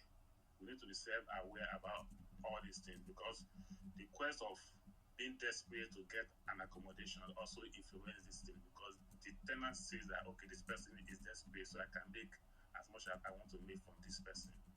And at the end of the day, they fall into traps of these people. So as for the lawyer, I see no reason why somebody I will be doing a tenancy agreement with as with my landlord, when my rent duration is just maybe 1 year or 2 years. Where tenancy agreement should come in should be when I'm having a lease of maybe 5 years, 10 years, as the case may be. But if it's just less than 2 years, most of these tenants or landlord, they have a template already, and those things are always binding. And some landlord, they will hire a lawyer, and that lawyer is also responsible for probably giving out their houses, or also serve as an agent. So in most cases, they even double both as lawyer and as an agent. And for those that do not double as an agent, how do they get to advertise this as a property? That is where agency will still come in. Yet, I understand the aspect of coming up with apps. As for example, when I was moving to Port Harcourt, initially I wanted to move to Lagos, so I was looking for I was trying to scout for location where I would stay based on my income level. Where I got most of my information as it was on Gigi. Maybe Gigi also fit into the kind of app Carl was talking about. And I ended up resorting to coming to Port Harcourt, and the houses I got in Port Harcourt, I got it through Gigi. And at the end of the day, at the agent level, the agent charged me 10%, and I told the agent that I can't pay this 10%. At the end of the day, after back and forth, because the agent wanted me to close the deal, it was a house that I got. I ended up paying the agent less than 5%, and then everybody's happy about it. So sometimes negotiation comes in, but I don't subscribe to an agent collecting 20%. It's too outrageous. It's wickedness. I see it as wickedness. But if 6% is obtainable in US or UK, as the case may be, and VAT maybe as a 7.5%, it only makes sense that, because agents, whether we like it or not, they are also stakeholders. And it's just that we have a lot of quacks in this business. But let me just interject. So again, you can't have quacks if you don't have a regulated body. There is no regulated body, so everyone in that space is not regulated. That's what I understand right now. So there is no quacks or experts. Everyone. So let me ask a question. Dia Fatim Lehi, are they? What are they? They are quantity surveyors. Is that what it is? Dia Fatim Lehi, what are they? Hello, can you hear me? Yes, Dia Fatim Lehi, those guys. What are they like? Ubosi LA Dia. What are those guys? What is their title? I don't think I mentioned that. I don't know if I. No, I'm asking a question. I'm saying Dia, because I see them. They're the ones I know. Dia. What are they? What's the properties? Yeah, but what sign do they put on there? What's their official that sign they put? Do they say real estate agents or do they say what do they actually say on that their sign? None of this. Look at their logo. Yeah, Dia Fatim Lehi Ubosi LA and Co. I'm just wondering what name. Okay. While you are searching for that, another thing I will say before I drop off is that most this our real estate agency, the licensed one, all the licensed by who? And all that. I mean the body, the Nigeria Institute of Estate Valuer and this thing. But that's not agency. Majority of them have left this real estate agency as to the choir because they feel that the best place for them to make the money that they are looking. Actually, when I was with one as a surveyor in Rivers State University, he told me that the only time these guys make money is when they have opportunity to do estate valuation or real estate appraisers, and because of that, they left this low-hanging fruit to the people that they just leave as a level for people to just do anything that they like. Because I don't know why it would be difficult for a body that regulates this agency directly or indirectly, and there's no structure in place to ensure that this menace is being taken care of. I hear you. So Olimide, they are estate surveyors. Estate surveyors and and valuers. They are not. There's nothing like. There's no agency regulator in Nigeria. Anybody you see saying I'm a real estate agent isn't registered. There is nobody that registers them in Nigeria. That's the problem, really. That's the DNA of what's going on. These guys in the past were doing estates. Maybe that's why it was a bit professional, like what the gentleman is saying. As they left that space, the vacuum was created and lots of folks just moved in there. You see some saying I'm a real estate agent, but there is no organization in Nigeria that regulating or regulates real estate agency in Nigeria. It's an open space. It's unconquered land. So anybody can do what they like on that space. That's just what's going on. It's clear what we've hit pay debt. This was happening. So if you don't go into that space, so when we're even saying self-regulate, there's nothing to self-regulate because no one is there. No one is there. There's a guy on Twitter saying I'm dragging real estate agents. Guy, we're talking about people's money. We're not joking here. This is people's hard-earned money. We're not dragging. If you spend money, what are you talking about? It's even a good thing you're dragging. But even it's making like it's a joke that I know how you drag Super Eagles or drag Arsenal. Okay, no. Why not drag? People are spending a lot of money. You've heard a lady say she's trying to get a house. You know what it means for a lady to try to get a house in Lagos? Trying to get a house, she can't get a house. She's paying money to people, and they're taking advantage of her because she can't get a place to stay. And we're saying, how can we get to the bottom? You're saying we're dragging. If it's your sister, what are you talking about? You're very right, Kalu. In fact, it's one of the major causes for young people being stranded, because if you can't get a decent place to stay, it affects your work, it affects your emotions. You can't work. And you pretty much be unstable, I think governments, especially the states, Kalu, honestly, I think the states needs to wake up on this, because I was so happy you brought up this, because except you are born with the golden spoon, you will not be exposed to this. And even if you are born with the golden spoon, at some point, maybe you travel. So maybe you travel to Port Harcourt to a company at the time. So you have to rent the property. Now, just imagine buying champagne. And after buying champagne, you pay acceptance fee. After acceptance fee, you pay cultural inspection. Even in university, they didn't charge us all these things in university. So one begins to wonder how creative these agents were. So it just tells you. And Carl, when you dig deep into the real estate, it's another thing, it's another occultic scenario. Then there's this Omonile again. So that's why when you mentioned real estate, like when you mentioned tenants, I was just like, wow, this is a good space.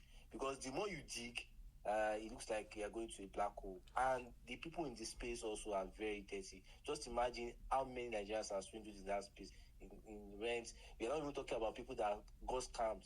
I know a situation that they rented a place to 5 different persons, the same property, and it's different issues. So Olumide, if there is no regulatory body, then on what basis is agency fee being charged? On what basis?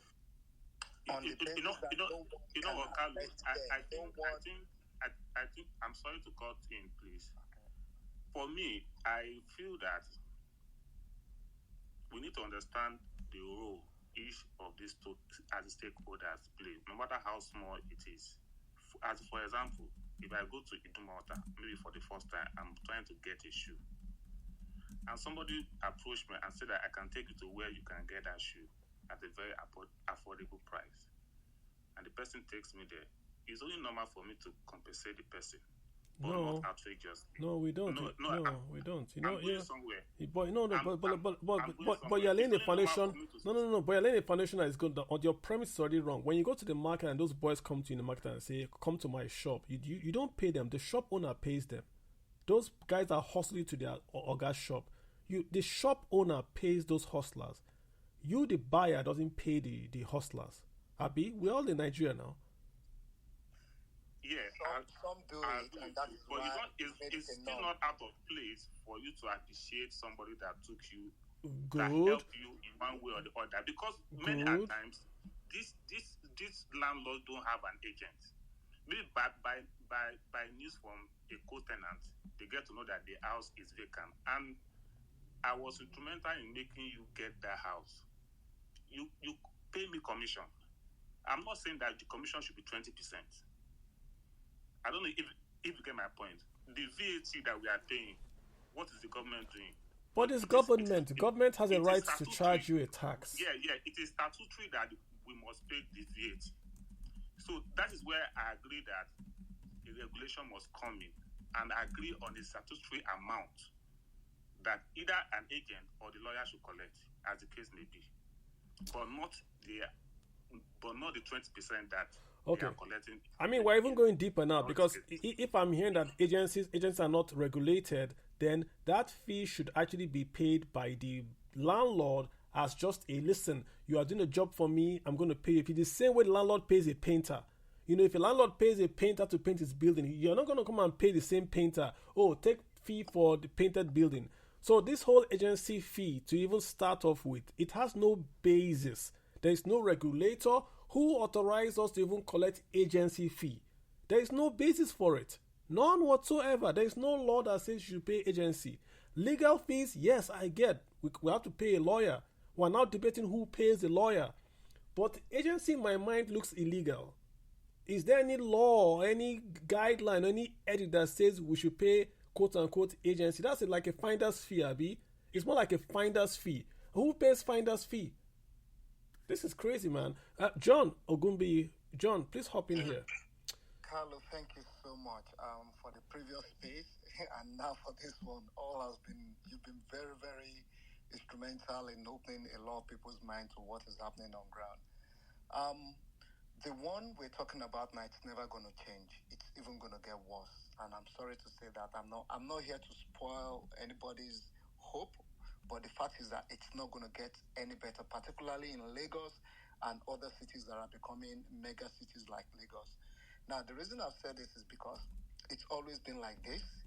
The fact is that because we have limited spaces, limited houses, limited accommodation, and the demand for this accommodation is ever and ever rising, even the tenant themselves will be the one, like the other gentleman just said, you went to Idumota to get a pair of shoes.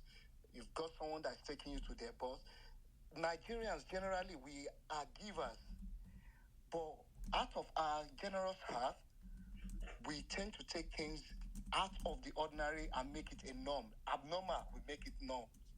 So the fact that I paid this person today for helping me, for taking me, limiting my stress of getting those pair of shoes.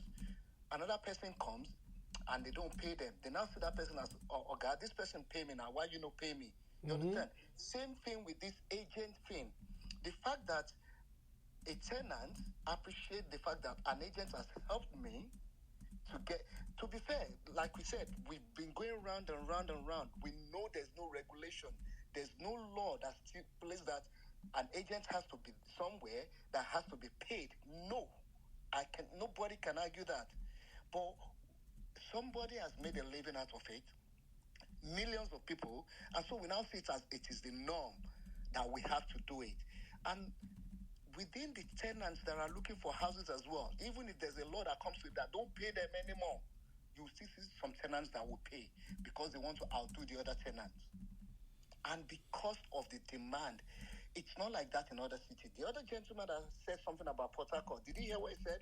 From 10%, he was able to negotiate that price. If you can't try that in Lagos. I can bet you some people are paying over that 20% we're talking about in Lagos.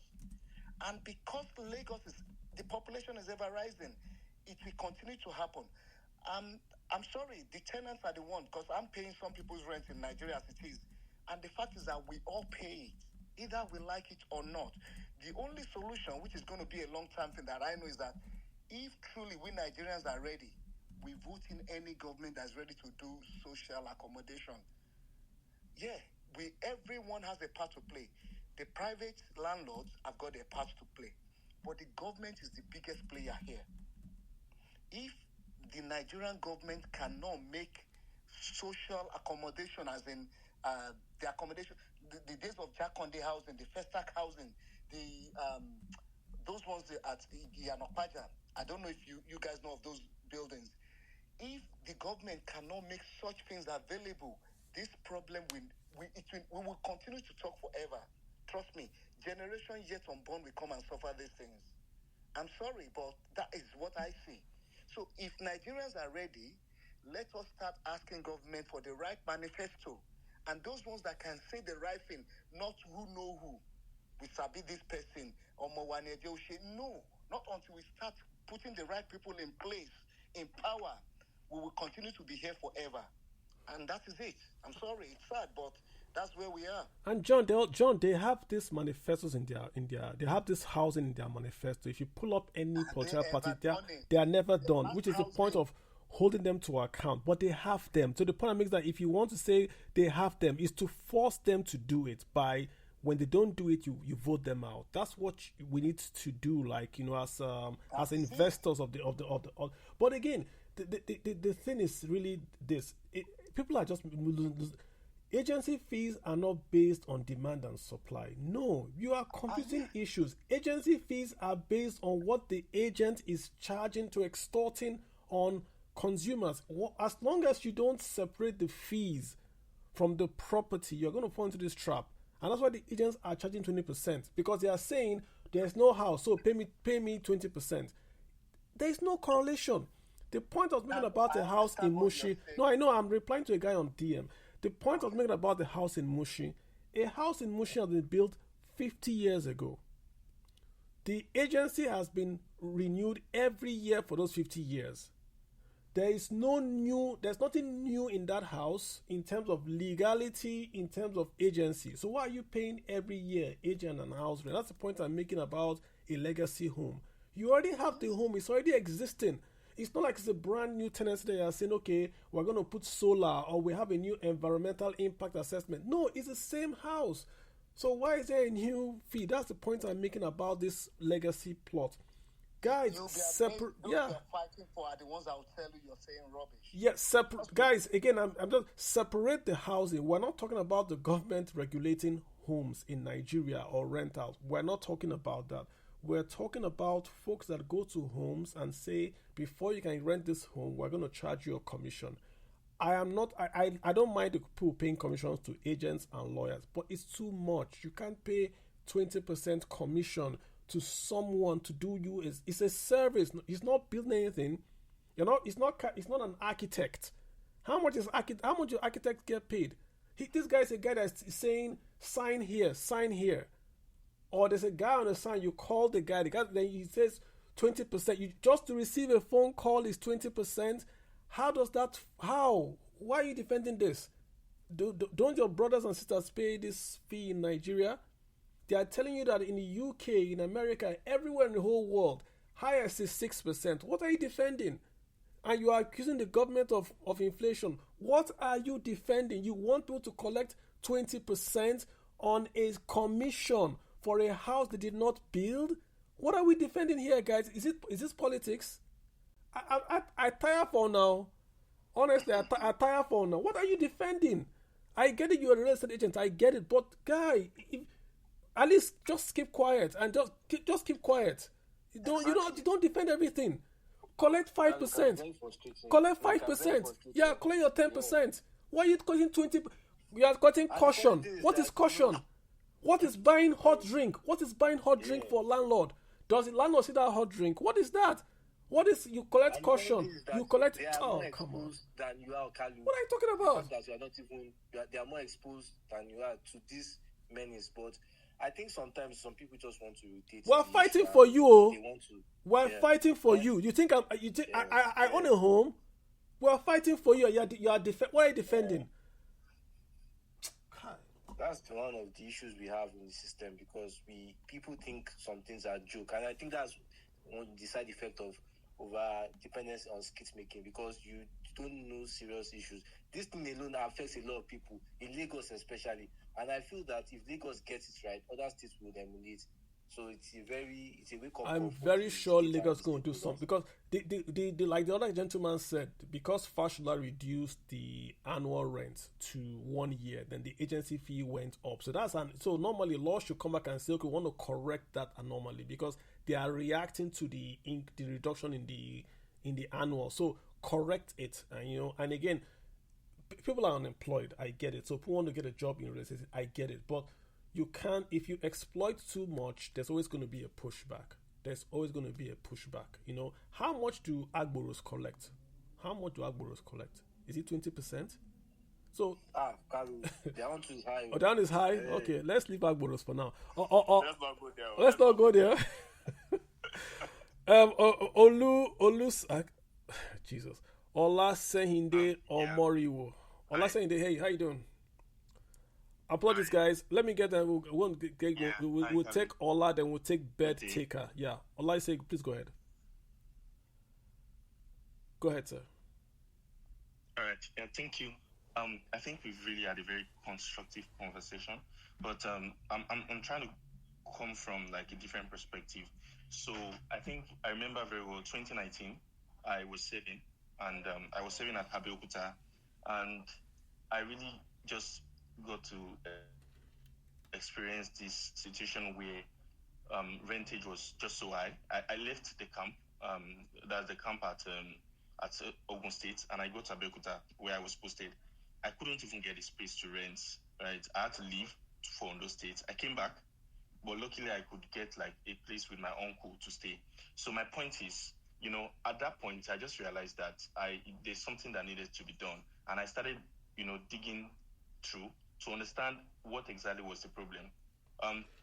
I think I discovered then that one of the major problem was coming from the fundamentals that surrounds the real estate agents. That's what is it called? The agents in this case, right?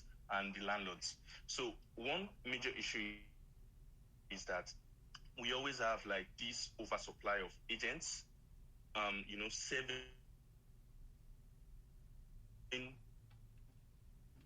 a very little cluster of properties, right, within a region.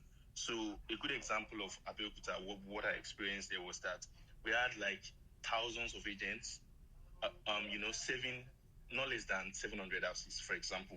And each of these agents, or let me say, one landlord will be attached to. Your audio is kind of breaking, Ola Sehinde. If you can make your point very quickly, just because your audio is breaking. Examples that. Is it better now? Go ahead. It's better. It's better. My point is that at the end of the day, I just kind of realized. Yeah, at the end of the day, I just kind of realized that the major issue is that a lot of these landlords are not really open to, letting their properties out to professionals to handle. And also from the agent's part, really, the problem is that you realize that the 20% they're charging is not coming from a professional perspective. There is no service that is being rendered other than connecting you to a landlord that almost everybody knows their house, and they can literally walk to their house to go and meet them.